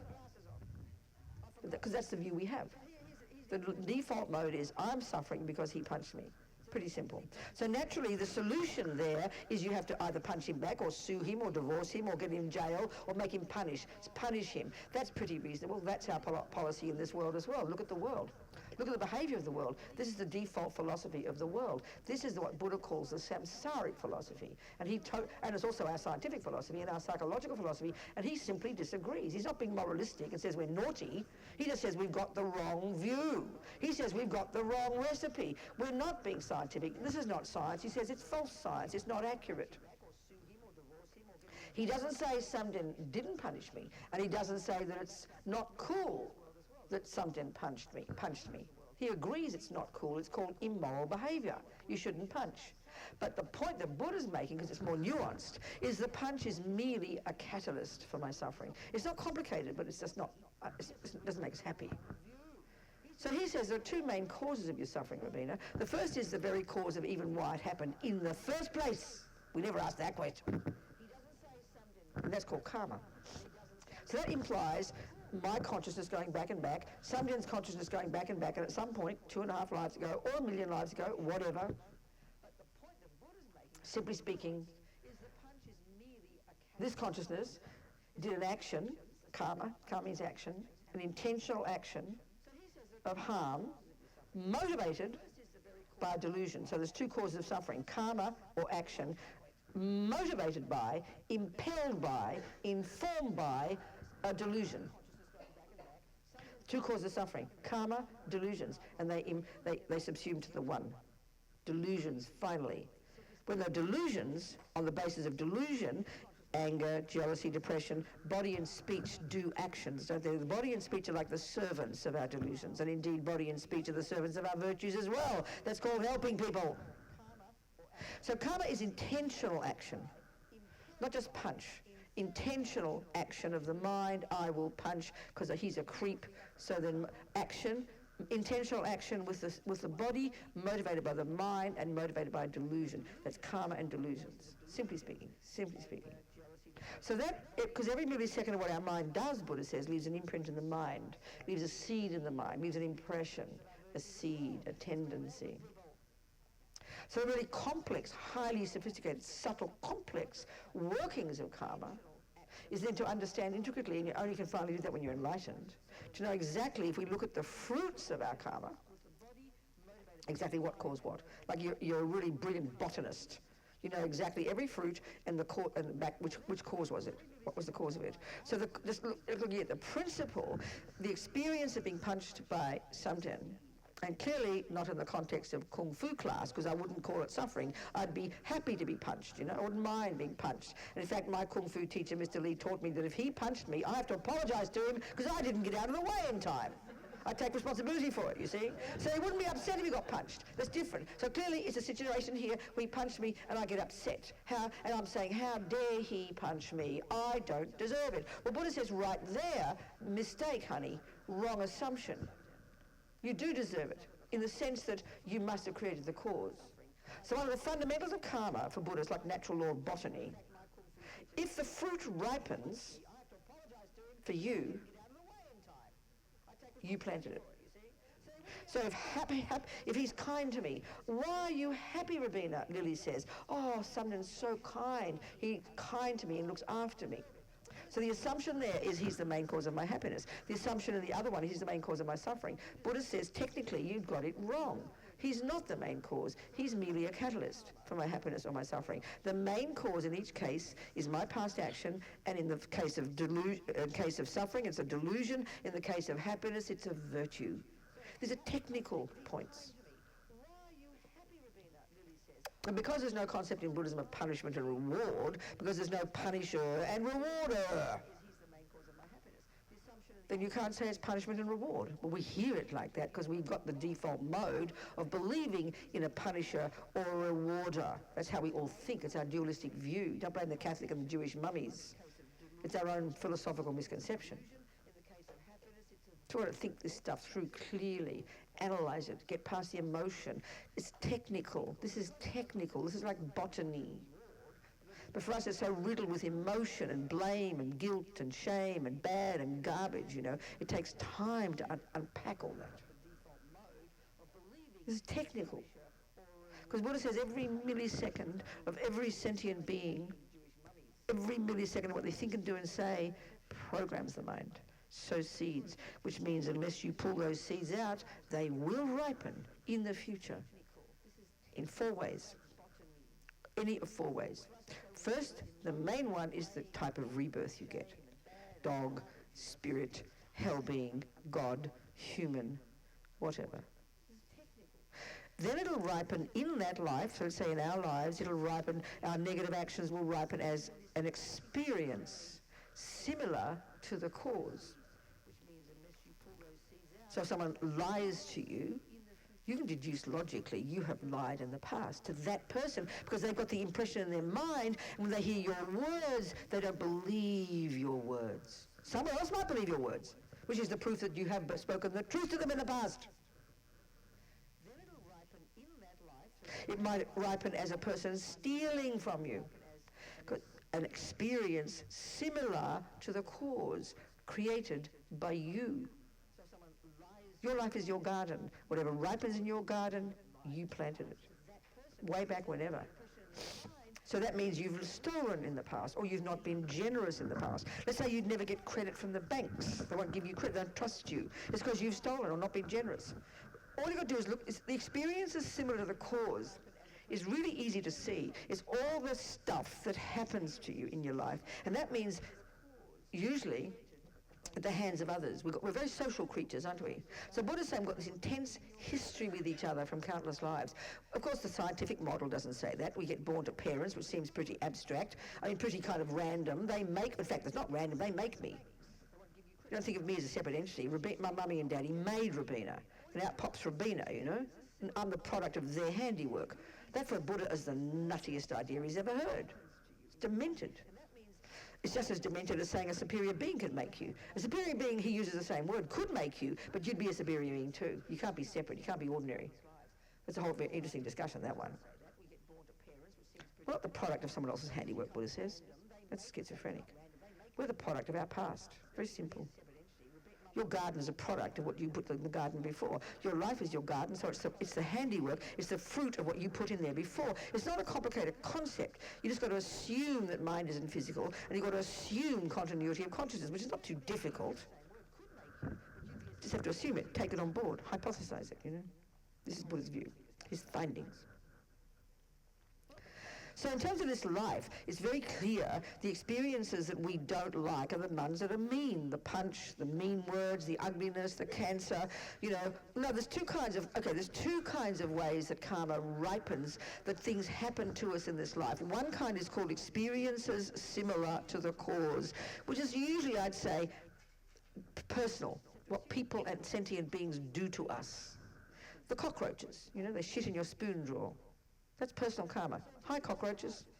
Welcome back. What I do to you, God knows. The rats who eat your house. You know, the lice that live in your hair or whatever. The mosquito that takes your blood. The human that harms you. The person who lies to you. You understand? We've got everybody in the universe, animals and everybody has this. That's called experiences similar to the cause. The cause meaning something you did similar to that. It's hardly rocket science. The other way that karma ripens in this life, in terms of what happens to us, is called environmental karma. So that, you know, for example, killing, one simple example, past killing, the tendency to kill in the mind, the seed of killing ripens as an experience that would be you'd get killed or you die young.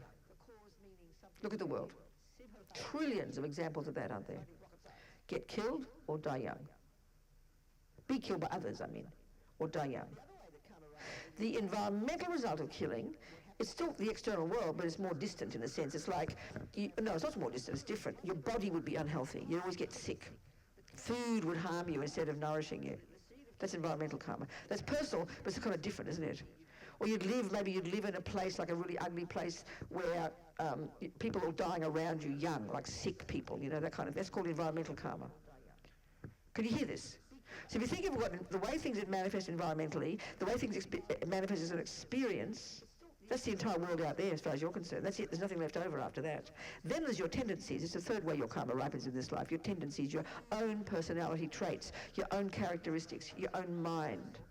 So there's three ways in which our karma from the past ripens in this life. There's no fourth. The human body is the fruit of karma. That's the fourth. This is the fruit of virtue. Get a human body. You won the lottery getting a human body. That's the fruit of virtue, very strong virtue that ripens at the time of your death, as we described it when we talked about death. Then within this life, we have, in terms of suffering, we can see suffering, we have things that people and sentient beings do to us that we don't like. That's called experiences similar to the cause in terms of suffering. And then there's the environmental result in terms of suffering. So all of those experiences and the environmental result are necessarily the result of a negative action, a karma motivated by delusion done in our mind stream in the past that is now ripening as that suffering in the present. It's not a complicated concept, it's just that we so utterly don't think it. We have such a different model that it's just hard to hear it because we've got these other ones in the bones of our being as deep belief system. We've got a belief system that Mummy and Daddy made. It's a belief system. We think it's scientific. Buddha says it's a belief, and it's a wrong belief, he says. It's mistaken. So it takes time to look into this. Buddha might be wrong, but it's up to you to check up. We just believe what we're told. We believe scientists. We're just living in belief. We don't think we are. We think we're scientific. It's total rubbish. We believe what we're told. We believe Mummy made me. We believe all the scientists, all the therapists. So we actually believe we're not... Materialists say, oh, I'm not religious. I don't believe in anything. Buddha's embarrassed to hear that. It's like an absurdity. We're riddled with beliefs, Buddha says. Riddled with beliefs that he says are mistaken beliefs. Technically mistaken, not moralistically. We believe, let's say, our Creator made us. We believe Mummy made us. We believe my mind's the brain. We believe I began in my mother's womb. We believe that the external events are the main cause of who I am. Right here, just half a dozen things. He says they're mistaken. So it's kind of interesting to think of it this way, in a very practical way, you know. So it needs lots of inner work to look through this stuff, analyze it, think about it. Don't just believe it blindly, don't feel guilty. You got to use your head, you know. Because the teachings on karma are incredibly intricate, incredibly subtle, incredibly detailed. It's dealt with in the literature for centuries. Same with the mind. So just crossing your eyes and crossing your legs and being mindful. Are we communicating? Good. Okay. So in terms of just this life, hang on, just in terms of this life, we can see pretty clearly what suffering is. We know it's the stuff we don't like. Pretty obvious. The meanies, the cancer, the environmental or the experiences. That's it. There's no fourth category. It's pretty straightforward. And once you get clear of these four ways that karma ripens, you can suddenly use this as your model to interpret everything in your life. Suddenly it becomes so much clearer. It's like a little map you have, you know. But if you just think it's all karma, it's all vague and confusing, well, it's all karma. What do you mean? Oh, I don't know, cause and effect. It's too vague, you know. We get too superstitious about it. So happiness, you can extrapolate. Happiness is the same. But you know what's fascinating? I always say this, and I say it and I mean it, it's true, until now it's true. I've never yet in all these years, ever, and I say this, ever, never ever, and I mean ever, anyway, ever, sincerely ever, had anybody ever asked the question, why am I happy, Robina? What's the cause of happiness? Or even, why do good things happen? We never ask that. So it shows how the depths of our mistaken assumptions. That we deserve happiness, so we don't ask why. We don't care why. Just give me more. We're greedy, you know. We deserve it. This is the assumption of attachment. It's kind of scary, actually. It's very egotistical. It's like you walk into a house, which you buy, and you just assume you deserve a perfect garden. How dare these people sell me a house without a garden? I mean, how dare? I deserve a fully developed, magnificent garden full of vegetables and flowers. I deserve it. That's what we think. That's the greed of attachment. That's the greed of ego grasping and attachment. The assumption that I deserve people to be good to me and kind. For some reason we think this. It's very fascinating. We ought to ask why. Deserve's a heavy word, okay? But think of it technically. And as soon as a bad thing happens, look at the mental breakdown we have. And we don't ever say, well, I wonder why that happened. We go, I don't deserve this. It's an incredibly fascinating assumption in our mind and primordial in every sentient being. And it's the assumption of ego grasping and attachment. Do you hear that? It's kind of scary if we think about it, analyze it carefully. So to unpack these assumptions is really hard work because we don't even know we have these assumptions. Because we believe 1,000,000,000,000% we deserve good and don't deserve bad. So Buddha puts it this way. He says everybody has the right to happiness and the right not to suffer. Everybody does have, and everybody has the potential, but we've got to create it. Because we're not the product of someone else. And that's why my feeling is, if it is right that your parents do make you, then you're correct. How dare they make you and give you depression, anger, jealousy, and cause harm? You're right. You do not deserve that. It's correct. So you should all sue your parents, in my opinion. There's no question. And you shouldn't forgive them, because they are outrageously, I think it's the worst fascism for two deluded people to dare to make another me, and then chuck me out, and then they send me to the therapist, and the therapist says, I've got to grow up and take responsibility. She's wrong. Are you hearing my point? We don't question this. How dare two ordinary people make me? But Buddha says they didn't, Robina. You ran, they were lying in bed having fun, and you stick your nose in, and you came at conception. So you get the parents you deserve, okay? And the husband you deserve, and all the happiness you deserve, and all the money in the bank you deserve, and all the poverty you deserve. Deserve is a potent word. We use it, you know, so we use it literally here. The garden you've got is the garden you deserve because you created it. And if there's no garden there, that's what you created, so it's your garden. Either way, you own it. And that's the implication of karma. It's stupendously powerful. It implies accountability. It implies you are the creator. You are the boss. Whatever you've got is what you created. Whatever you get is what you did. Whatever happens to you, you caused it. It's an intensely brilliant view, brave attitude. And once we get this, we're on the roll with being a Buddhist, I tell you. Until then, we're still like victims. Babies, moaning, crying, complaining, blaming. Junkies for people being good to us, you know. Oh, it's intense. We've got to look deeply into our minds and see all these assumptions and unpack them and argue with them, because they're very instinctive. And this just takes time. It's an intense view. No one says we have to take it on board. It's our choice. It's your hypothesis, you know. Because you understand it. It's quite an intricate explanation of something. So you can't just say it's botany. What does it mean? Oh, I don't know. Botany. How do you do it? I don't know. That's useless. You'd never get a flower. And you'll never have any method for interpreting what's there. So you've got to learn the nuts and bolts of botany. Then you can understand your garden, and then you can use the laws to get the garden you want. Same with karma. Identical. Not a fraction of difference. And this just takes time. It's an intense view. No one says we have to take it on board. It's our choice. It's your hypothesis. So the causes of suffering, karma and delusions, they come down to the delusions. Because without delusion, the body and speech wouldn't do an action that was causing harm to others, because that's the definition of a negative action, for possible. The body and speech are just the servants, aren't they, of the mind. So whatever's in the mind informs the actions of body and speech. This is why the very first level of practice, junior school, Buddha simply says, back off. And don't kill, don't steal, don't jump on the wrong partner. 3 of the body. 4 of the speech. Don't use harsh words. Shut your mouth. Don't abuse people. Don't bully people with your speech. Don't talk about people behind their backs. We love to do that because we feel safe. We spend our lives bad-mouthing people behind backs, starting with the politicians, almost like it's a virtue. You're completely polluting yourself and causing disharmony. Don't say words that aren't true. Lie. Now I think this is a fascinating one.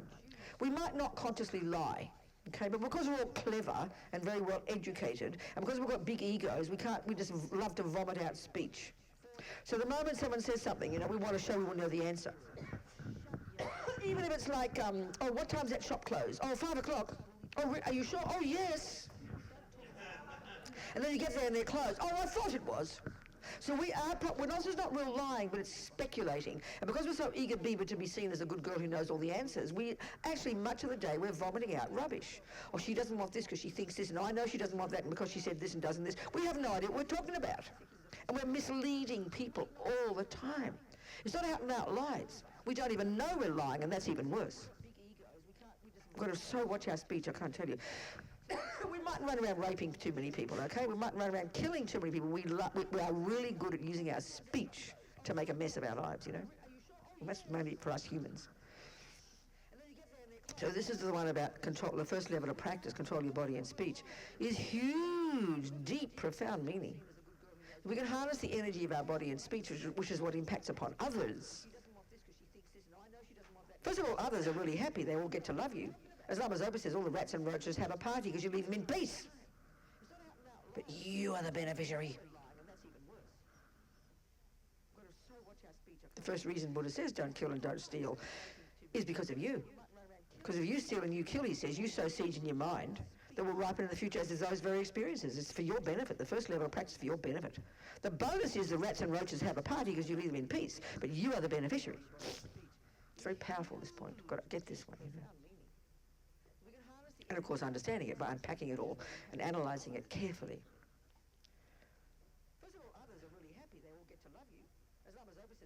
So this is unpacking the causes of suffering. Because it's not evident to us. We can see right now, if you're bad-mouthing people all the time, you can see the immediate result. We can see that to ourselves and others. But Buddha's talking long-term. And that's where it gets abstract. If let's say in this life, you're being a very nice person, you've got a particular track of good karma, you're nice, you're patient, you're kind, you don't speak bad words, that's very possible. But then bad things happen to you. People are mean to you and don't believe your words and speak to you harshly. So naturally, because we assume we began in mummy's womb and because we're a nice person now, we all say, but why is that happening? There's no cause. And on the face of it, you're right if you began in your mother's womb. So it's pretty abstract to then think, well, in a past life, I must have lied and stolen. And this is what Buddha's saying. So it's not easy to prove. Experientially, you've got to take it first as your hypothesis. As we get more advanced and we develop clairvoyance, we can then prove it, of course. We can, of course we can. No question. So it's not easy to take this one on board. Because again, karma from past ripens in four tracks. First is the type of rebirth you get. So in our case, human. This is the fruit of powerful, virtuous past karma. Lama Zopa says just to have this life we've got now, meaning this human body, but plus all the appropriate conditions of being born in a reasonable country with reasonable leisure, reasonable politics, reasonable health, reasonable wealth, and crucially, access to a spiritual path, and even more crucially, the wish to practice a spiritual path. It's like we won the lottery. To have all this is not just the fruit of being a nice person. He says being nice is not enough. He says it has to be the fruit of, first of all, our past virtuous karmic seed that was triggered at the time of our past death, as we described in the death process. But then that seed also, and all the other seeds that have given us all the other conditions of this life, they are also all the fruit of our virtue. Altogether, Rinpoche is saying this virtue has to have been practiced in the context of a spiritual path. And not just that, but it has to have been practiced in the context of keeping vows of morality. This is a massive point, actually. So we can see lots of humans have a good life, have a human body, you know. Lots of humans have lots of good conditions, good experiences. They're rich and got handsome bodies and live long lives. We can see that. Lots of people have that. That's the fruit of their virtue, there's no question. But we can also see those same people might have very bad tendencies, because that's another track. So they lie, they kill, they steal, they cheat, they rape. You know, we can see that. We can see that. That's the tragedy of this life. You've got a human birth, like a miracle. You got the lottery, you won the lottery again, you got a human body. You've got good conditions, good people treat you nicely, you're looking pretty, you got money in the bank. That's all from your past virtue. But the tragedy is, because you didn't fully purify all your negative habits by vowing never to kill again, by vowing never to lie again, by vowing never to steal again, by vowing never to harm others again, which is what you must do, you get born in this life with a tendency to keep killing, keep lying, keep stealing. This is the tragedy. And then you waste your life and you tip it down the toilet. When you die, straight back to the lower realms. This is the worst one. But we don't think that. We think if you've got a good life and got a handsome body and people love you, that's a happy life. You're completely ruining your happy life. Better to be a person in prison who's been accused of murder, who didn't murder, but who's practicing virtue. Much better. Got to understand this. So if we have a tendency to practice, and a tendency not kill, not lie, not steal, and a wish to develop ourselves, and a wish to come to something like this to grow more virtues, this is the one that's a miraculous, marvelous thing because of past practice, because of living in vows. because vows are so stupendous. Lord Buddha talks about how living in a vow, having a vow, it's got a subtle physical energy that's visible to clairvoyance. Something so potent about living in vows. And it's psychologically reasonable. You understand a vow. You vow, I will never do that. And every day you reiterate it. Every day you grow that. It's a stupendously powerful thing. In just the same way that a person, let's say, is a professional fisherman. It's like they're vowing to kill every day. It's not killing occasionally. It's not nearly as intense as defining yourself as a killer, defining yourself as a fisherman.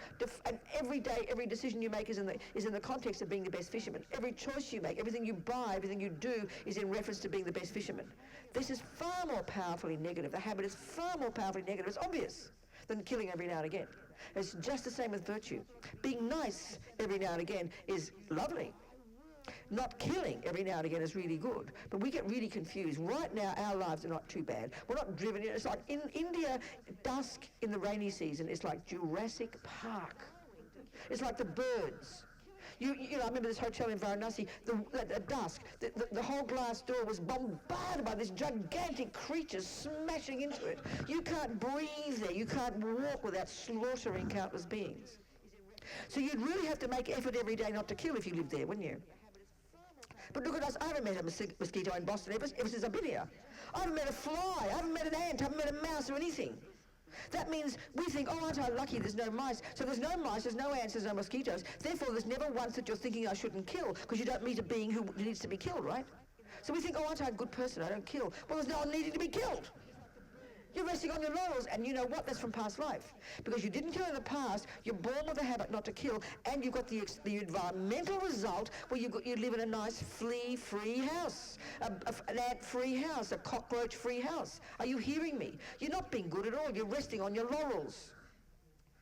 So then, as Amazopa says,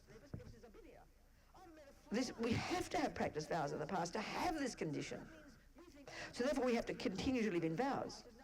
Because if you don't have a vow not to kill, it's only when you intentionally decide, I will not kill, and there's got to be a being there, a mouse, so you avoid it. It's only then that you sow the virtuous seed of non-killing. And the first level of Lord Buddha's practice is called the morality of restraint.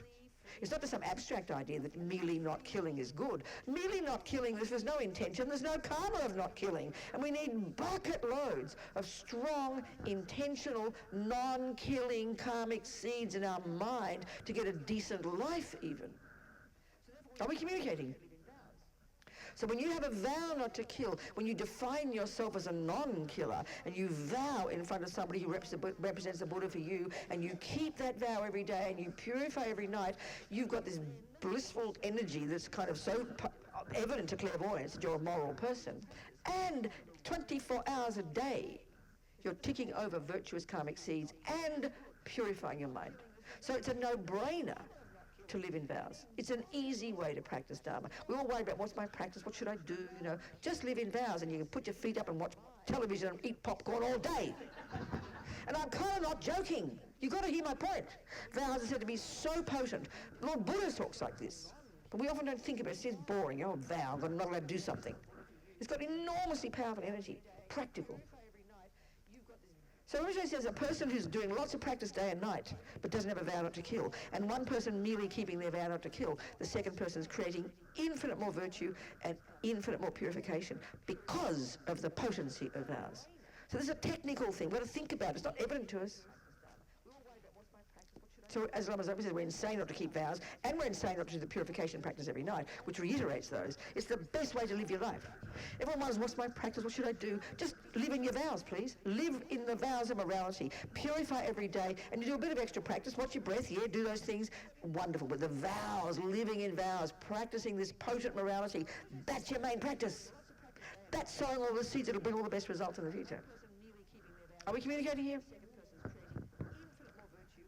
The only reason I'm a nun, what do I want to wear 14th century clothes for and have a bald head? Well, it's convenient. My clothing budget's $10 a year. But the only reason I'm a nun is because I appreciate vows, you know. Truly, the only reason. No other reason, no logical reason. No other reason. What for? Just to be holy, you know. I'd rather hang out there, walk around naked, have boyfriends and everything. Well, a bit old for that now. Well, Rupert Murdoch's not. He's 84. He's just engaged to Jerry. What's her name? Isn't it? I can't get over that. That's amazing. He never give up, Rupert Murdoch. He's amazing. Never gives up. Must have plenty of Viagra.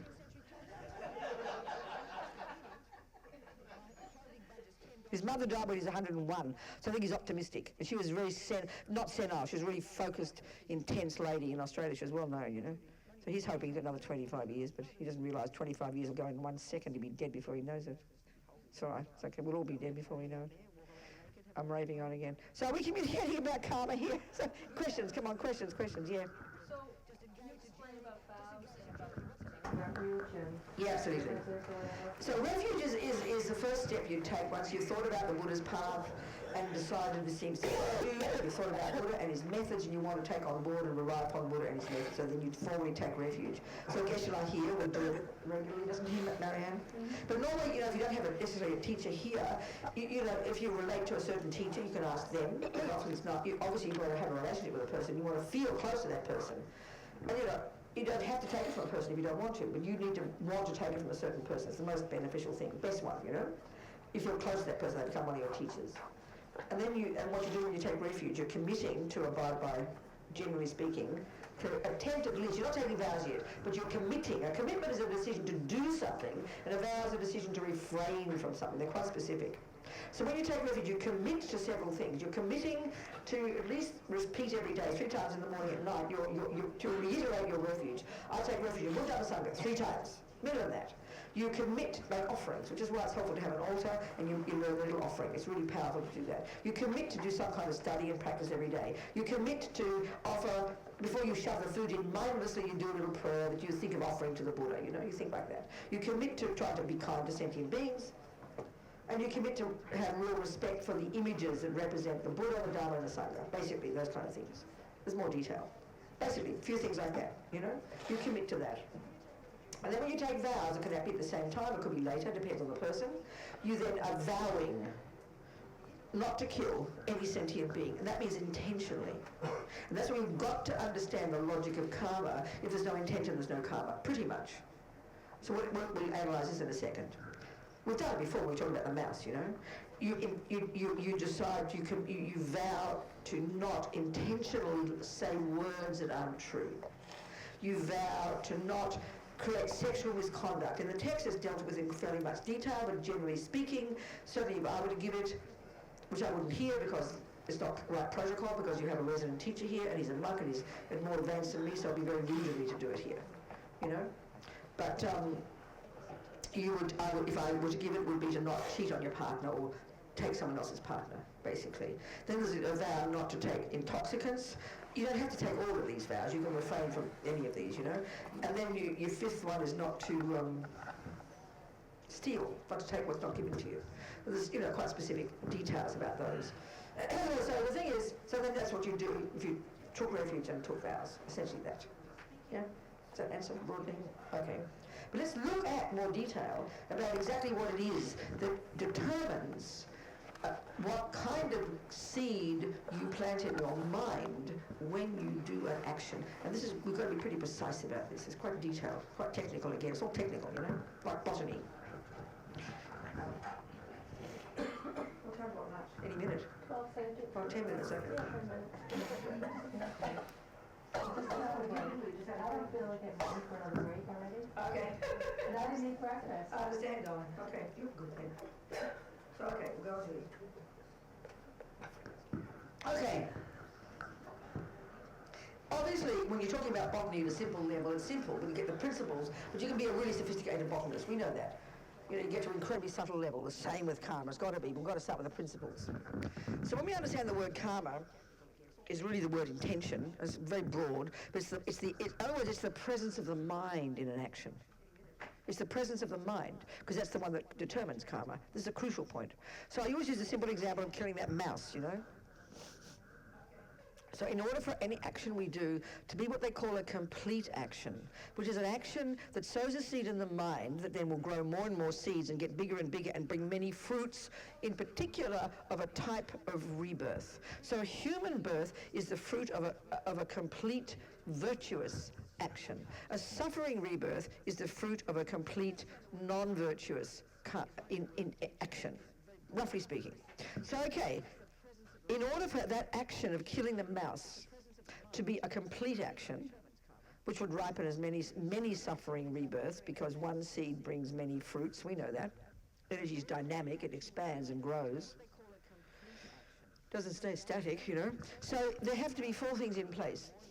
So the first one is kind of obvious. There's got to be a mouse there. It's called the object. There's got to be a mouse there, a living mouse. The second one is the presence of your mind in this action, and the 3 bits to that. This is the crucial piece, the presence of your mind in the action. And there are 3 bits. The first bit is the state of mind has to be there that's called discrimination or recognition, you see in the literature. That's referring to a very specific part of your mind that can see that that's the mouse I will kill. It's recognition of that mouse. It's very specific. Your mind has to do that. The second part is your mind engaging in it, and that's intention. Not motivation, intention, meaning I will kill that mouse, specific. The third part, and this is the crucial piece, is we would say the reason why you will kill. The Tibetans don't use the word reason like that. They'd say motivation. We say, why are you killing a mouse? What's the reason? We'd say that. So what determines that this action will become a negative action for me and will ripen as my future suffering rebirths is the crucial one, is not the object being there, not even the third step, which is the action of killing the mouse, my hand or my foot. It's the presence of my mind, not just a recognition, that is the mouse, not just the intention, I will kill that mouse, but the third one, in the second point, my motivation, aversion, obviously. There's only really 3 main delusions: aversion, attachment, aversion, or like ignorance. So attachment would be because you want to eat mice flesh for lunch. So you go, oh, look at the little mouse, be careful, kill it gently. You can't wait to kill it so you can eat it for dinner, right? It's like we do with fishing, for example. That's attachment. You don't want to harm the mouse at all. Fishermen don't want to harm the fish. They don't want to bash them to death with anger. They want to make them nice so they can be tasty. It's attachment. There's anger or aversion. You can't stand mice. How disgusting. Freak out. How dare that mouse be in my kitchen? That's called anger. My aversion maybe, but that's anger. Well, the third one will be if you think killing mice is good. And we often in the West think that. Because it makes people, you know, it keeps the house clean. So we treat the mouse like the dirt and we kill it and get rid of it, you know. Buddha would say that's ignorance. It's aversion, but almost you could argue it's ignorance. Or really would ignorant be if you think you get enlightened if you kill a mouse. That's really ridiculous ignorance, you know. So really these are the essential delusions that would motivate any negative action. There'd be variations of these: jealousy, greed, resentment. You know, you understand all of these. So that's the real point. That's the one. Then the third point, so there's number 1 point, object. Number 2 point's got 3 parts. Is your mind involved? Recognition, intention, motivation. And that's the crucial piece. The third one is the action. The fourth one is cheer. Great, dead mouse. And to be really a complete action, it's got to die before you. That's what they say. So there's intricate, but that's general guidelines for identifying an action that's called complete, which would be an action that would ripen at the time before your death, that will be the cause of your next rebirth. They call it the fully, you know, this rebirth that we've got is the fully ripened result of a complete virtuous action. Put it like that. The fully ripened result of a complete non-virtuous action would be your mind going to be born into a dog womb or something, you know. It's a suffering rebirth, they'd say. That's a complete action. Now we can see in this life that, you know, once we got this life, which is the fruit of a virtuous complete action, there's lots of residual results, is there not, of past actions. We have the habit to kill, the habit to get, the experience of getting killed, or the environmental result of getting killed. They're like the residual results of past killing. And they are there because we didn't purify those. So you have a person in this life, not only got the human body, but they've got no wish to kill. That's because they vowed not to kill in the past. They don't get killed. They've purified the result, and they have a fit and healthy body. That's all the result of non-killing. So we can deduce, especially the habit to not kill. That's because they've vowed not to kill, and that's the piece we have to have, and that's the one that most of the world doesn't have. Lots of people have the residual result of non-killing. They live long, happy lives. I always think of Warren Buffett, I always quote him. The environmental result of killing is that you have very bad health and you die young, or food poisons you and harms you and doesn't nourish you. A lot of sickness. I always think of Warren Buffett. He's 84, 86, and his daughter says, I've never seen water pass his lips. He lives on cheeseburgers, vanilla ice cream, and Coca-Cola. And he's 86 and fit as a fiddle. So that should destroy the scientist's logic, isn't it? But that's the fruit of non-killing. He might be a killer. I don't know. I haven't heard if he's a fisherman or something. So the experience similar to the cause is getting killed or dying young or being unhealthy or the environmental. But the worst one is the tendency. And look at the world. Most humans kill something, isn't it? And most religions say it's okay. This is the tragedy, perhaps, isn't it? Never think about it. So the fully ripened result of killing, an action is a complete action when all those four bits are in place. And just to point out the power of that third component in the second point, motivation. If we look at the same action that someone does, all the other components are identical. There's a mouse, number 1. 2, recognition, that mouse. Intention, I will kill that mouse. But 3, his motivation, compassion. 3, third point, he does the action. 4, it dies. Looks the same. Everything's the same except that one piece, 3B, 3C, 2C. Do you understand what I'm saying? 2C, motivation. So that doesn't mean he did a good job. The mouse, poor mouse might go in from, he doesn't have clairvoyance, so he doesn't know if the mouse has got negative karma when he kills it, and we don't think this way in our culture, so it very likely goes to another suffering realm. He probably put him from the frying pan into the fire. We don't think this in our culture, but he meant well. So from his point of view, he created good karma. You can't say he didn't. He meant well. Motivation counts. Even I remember Geshe Sopa saying, even if you're forced to kill somebody, but you really don't want to. You don't create the same karma. You just don't, because everything comes down to what's in the mind. Whereas we think, oh, that can't be the same. He has to be creating negative karma. Come on, he killed a mouse. No, it's up to what's in the mind. It doesn't mean it was helpful. And you should ask, I wonder if I did help the mouse. We never think that, because we don't assume future lives, And the only way to really be confident you help the mouse is if you've got clairvoyance, and you can know confidently if you kill it now, it'll get a decent human birth. Then it's cool to kill. It's not just compassion, but wisdom as well. You could say that. Yeah. About karma? And rebirth, yeah. Okay, good, go. All right. Why does it have to be obtuse? Well, it's complicated, so I don't know if I can express Try and it. keep it simple. Just ask the question. Try and see if you can. Okay, let's say we're all here in a Bardo state, right? In the Bardo, intermediate state, between lives, yes. And there's Tom Brady and Giselle having sex there, and right. 2 crackheads. Yes, of course. Yes. We all want that one, right? Well, you don't. No, not really.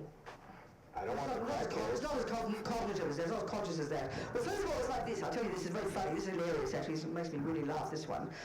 In one book that Wisdom published years ago called The Art of Tibetan Parenting, or The Tibetan Art of Parenting, whichever one it was, one Lama was quoted in there as saying at the time of 2 human beings having sex, male and female, obviously, billions of consciousnesses that have recently passed away, and clearly not just from the human realm, because there aren't that many, are kind of all hovering around trying to get in. Right, It's who's hilarious. be the So, guardian. the main cause of getting in is karmic connection. That's all, karmic connection. History with each other. You went to your mother's womb, but you had incredible history with that mother. It's not random, not possible to be random. There's got to be history with her. The karma ripened between Mummy and Daddy lying in bed, and you're in the Bardo, and you're bopping around kind of waiting for another rebirth, and they hop into bed and you see them come and you run like a magnet. Attachment drives you there intensely due to past karma. It's not an obtuse question, it's a very simple question and a simple answer. Does it make sense? It's karmic connection. Nothing would happen if you didn't have the karma. You would not meet a sentient being you didn't have karma with. Not possible. Impossible. Impossible is one of the main conditions that drives you to them. So does karma affect offspring, or it's unrelated? What do you mean affect? Like if 2 people do something wrong, does that have a relation to their karma of their offspring, or is it totally You mean the separate? 2 parents are mean? You mean what they're mean parents? Let's give an example. Simple example. Well, like if my grandfather was a mass murderer, is his karma on me? Oh no, karma's done with minds. Karma's personal. You know, It wouldn't attract me to that. There's no. if you've got the karma to kill, yeah, of course. Oh, you've got the karma to kill. If you've got a mummy who kills or a daddy who goes fishing, my daddy went fishing. I saw the rods. I never had one thought ever to go fishing. Never arose in my mind because I didn't have the imprint. If I had the imprint to kill and I go to a fishing daddy, it comes together very nicely. And then, of course, we'll say, well, I went fishing because of daddy. No, he was only the cooperative cause. The main cause of me going fishing was I had a tendency to kill. And due to my karma, I got born where I could kill. Do you see? It's got to be in the mind. It's got to be in the mind. It's got to be in the mind of your mind. My mother was a musician. People say, oh, Robina's good at music because her mummy was a musician. No, Robina's good at music because she had the imprint to have music from the past. The imprint's got to be there, and then you get born to those parents, and that nourishes your karmic imprints, you know. Do you see? Yeah. Someone else had a question? Yes. Yes. Knowing that a human rebirth is extremely difficult to get. It would seem like if it's billions of consciousnesses hovering around, trying to get in, that's hilarious. So when you have a human rebirth, Yes. it's like you're obligated to. Oh, they say, when you begin to get this real realization of the preciousness of this life, like as if you had won the lottery, if we really did understand how hard we it's like winning the lottery, you feel really lucky, don't you? If you get the Powerball and $1 billion or something, you can't believe you've won it. They say that if you really understand karma, you'd feel that about your human life. You would never want to waste a millionth of a second of it. It would be beyond tragic. So my question is, if human rebirth is so difficult, Yeah. then when you were talking about, something hitting you, and you go, oh, how dare he hit me, blah, blah, blah. But then you go, well, I must have hit him in a previous life. That's right. And that's why it's coming back. So then? So that implies to me that one was a human before. Of course we have been human countless times. Billions of human lives, yeah, of And course. yet it's supposed to be so. And it is rare. Okay, just do some numbers. Have you noticed there are quite a few more creatures in the world than humans? I mean, that's like a joke to even. There's like 7 billion mosquitoes in one summer evening. Would you agree with that? So if you try and count the number of sentient beings, you'd go to countless trillions with countless zeros, would you not?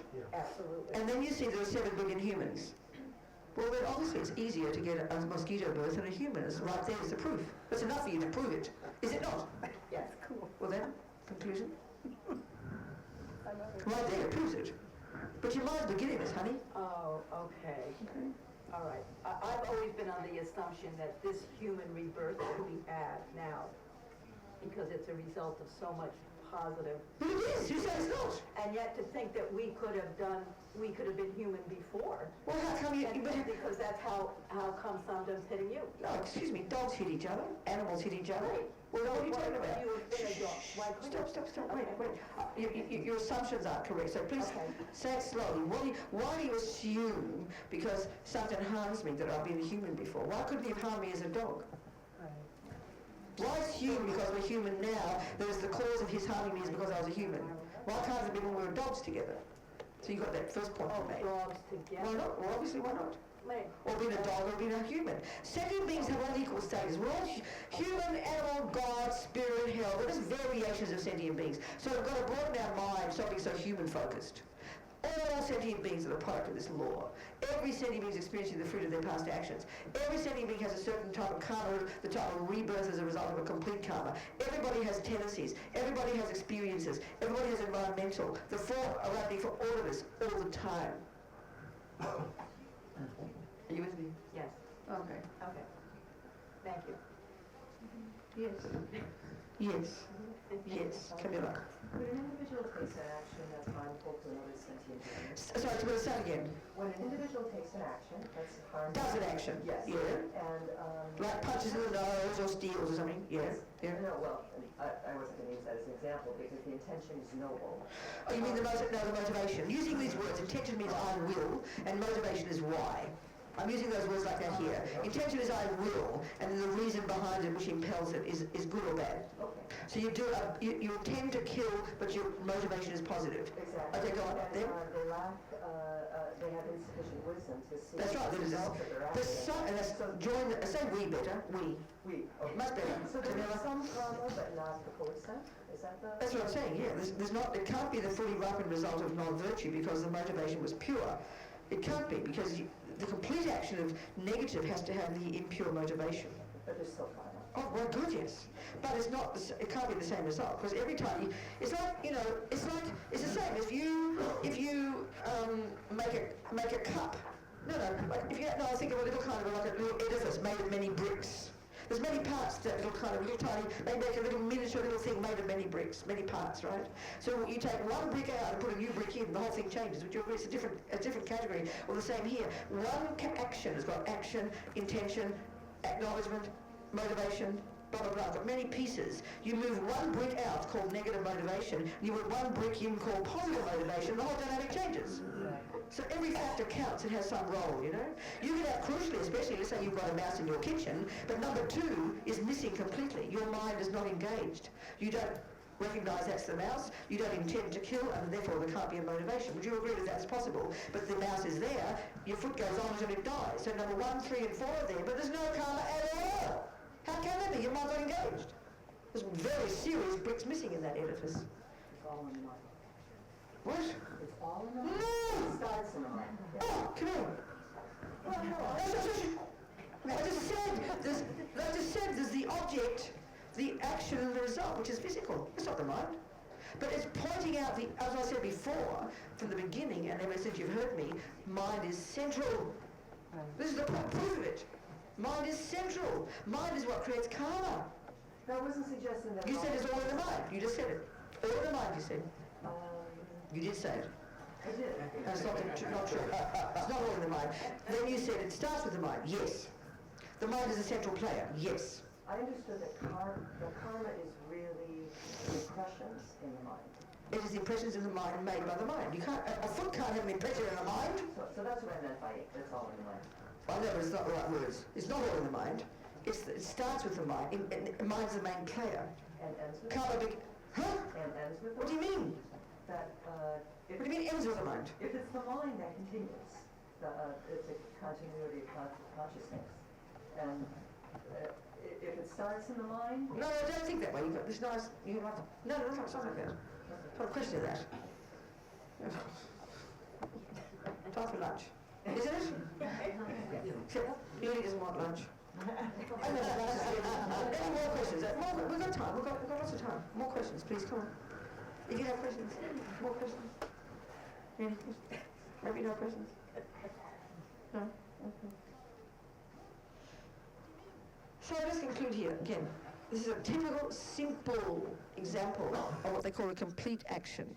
For a full action, a complete one, which is a type of seed that will leave imprints, that will ripen as a fully ripened result, which is a type of rebirth. So we are experiencing the fruit of a very powerful, virtuous, complete karma. And that could be, let's say, there's a mouse, number 1 point, a living mouse. 2, recognition. That is the mouse that I will not kill. Intention, I will not kill that mouse. Motivation, compassion. 3rd, you consciously don't put your foot on the mouse. And 4, the result, a living mouse. Thank you, Robina. Bye. That's a complete action of intentional, non-killing, motivated by compassion. It's an example. Can you see? That will bring the fully ripened result of a type of human rebirth. We need bucket loads of those in the mind. Nourished by virtue, nourished by practice, nourished by keeping in vows. Those are the karmas that are so potent that we need to get good results. Do you see what I'm saying? And Buddha's saying every millisecond, and that's why everything's in the mind is a good point, because the West we think is only in the mind, and what you do with your body and speech doesn't count. We actually believe that. We have this sort of feeling that it's my mind, this precious mind of mine. I can think what I like, how I like, and it doesn't have any effect. This, for me, is kind of tragic ignorance. Because if we use we have half a brain, we can see that everything we do with our body and speech emanates from our thoughts. It's obvious, but we just can't see it. I always use that example of that woman in Brooklyn. Open the door. She's saying lunch is ready or what?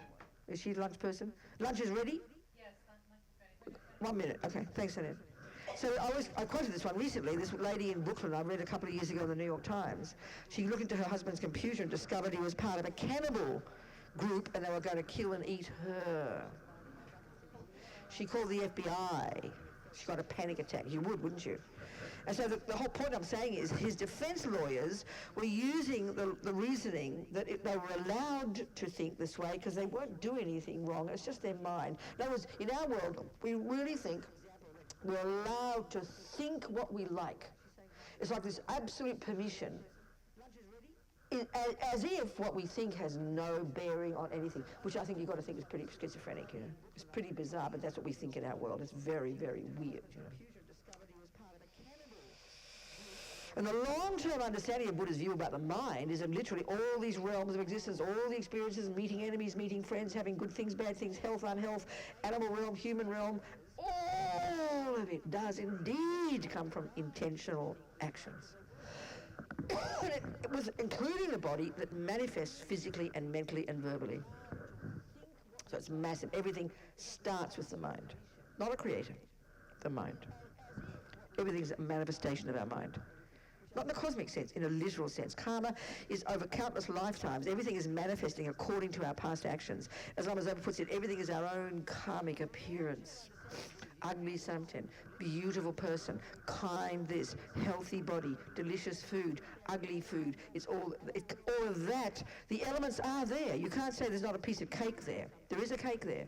But the way it appears to you, how it tastes to you, whether it harms you or nourishes you, that's due to your personal karma. That's why that implies emptiness. It's almost like there's no cake there. Because the way it impacts upon you, the way you see it, the way the impression, how it affects you, all of that is not to do with the cake, it's to do with your past karma. You're intentional, all the billions of things happening in your mind. Do you understand? So it's quite subtle, you know, quite nuanced. Everything's our karmic appearance, as Rinpoche said. That's what gets to emptiness. You know, they do say there is something there. So that, for example, you know, we can see this. You know, they use the analogy of a god, a high being in the god realm sees liquid, they see transcendental nectar. A human sees water, and a hungry ghost sees blood and pus. We can see that. It's not cosmic. A peanut is there. One person sees delicious and it nourishes them. One person, it kills them. You can't say it's the peanut. It's the exact same peanut. So what's the difference? It's here. Due to past karma. Due to killing karma so strong that a peanut will kill you. Another person it nourishes. This proves emptiness, but it proves karma too from the Buddhist perspective, you know. Yeah. Yeah. Sorry? And it just starts brewing? That's very fascinating. Say it again, another way. I didn't quite get that. I understand. What is the mind? Because the mind doesn't exist, but the mind is... What do you mean the mind doesn't exist? Well, the mind is not physical. No, it's thoughts. It's thoughts. It comes out of thoughts. Right. Thoughts. So it's like a cooking pot. We put things there and it starts the process. No, thoughts. Okay. Okay, can you think about...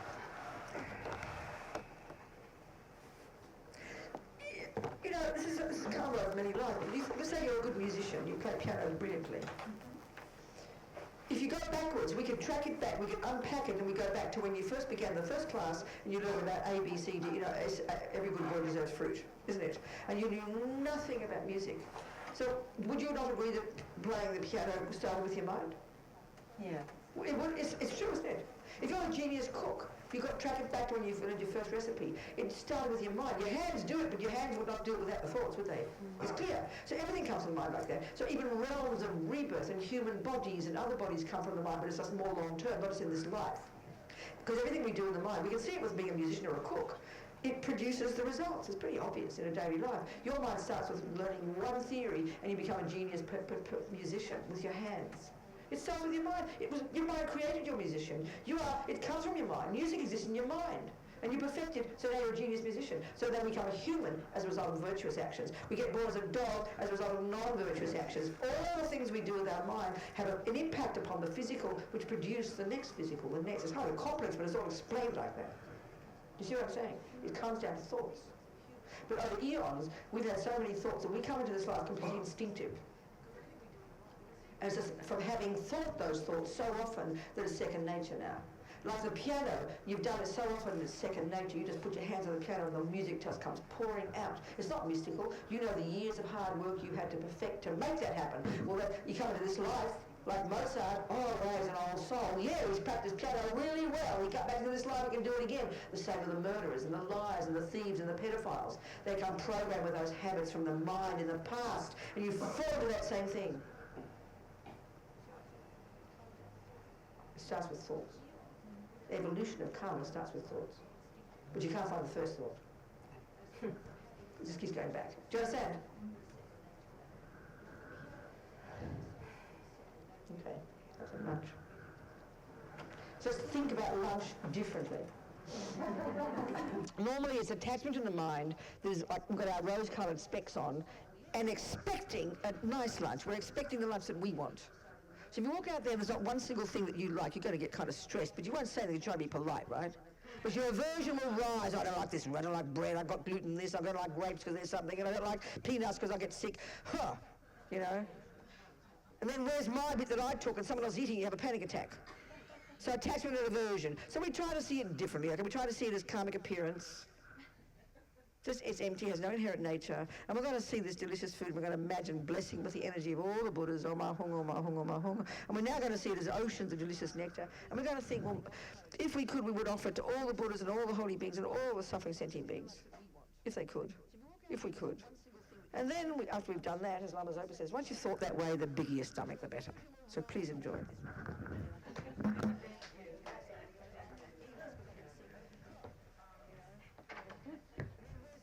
Okay, thanks. So attachment and aversion. So we try to see it differently. Okay? We try to see it as karmic appearance.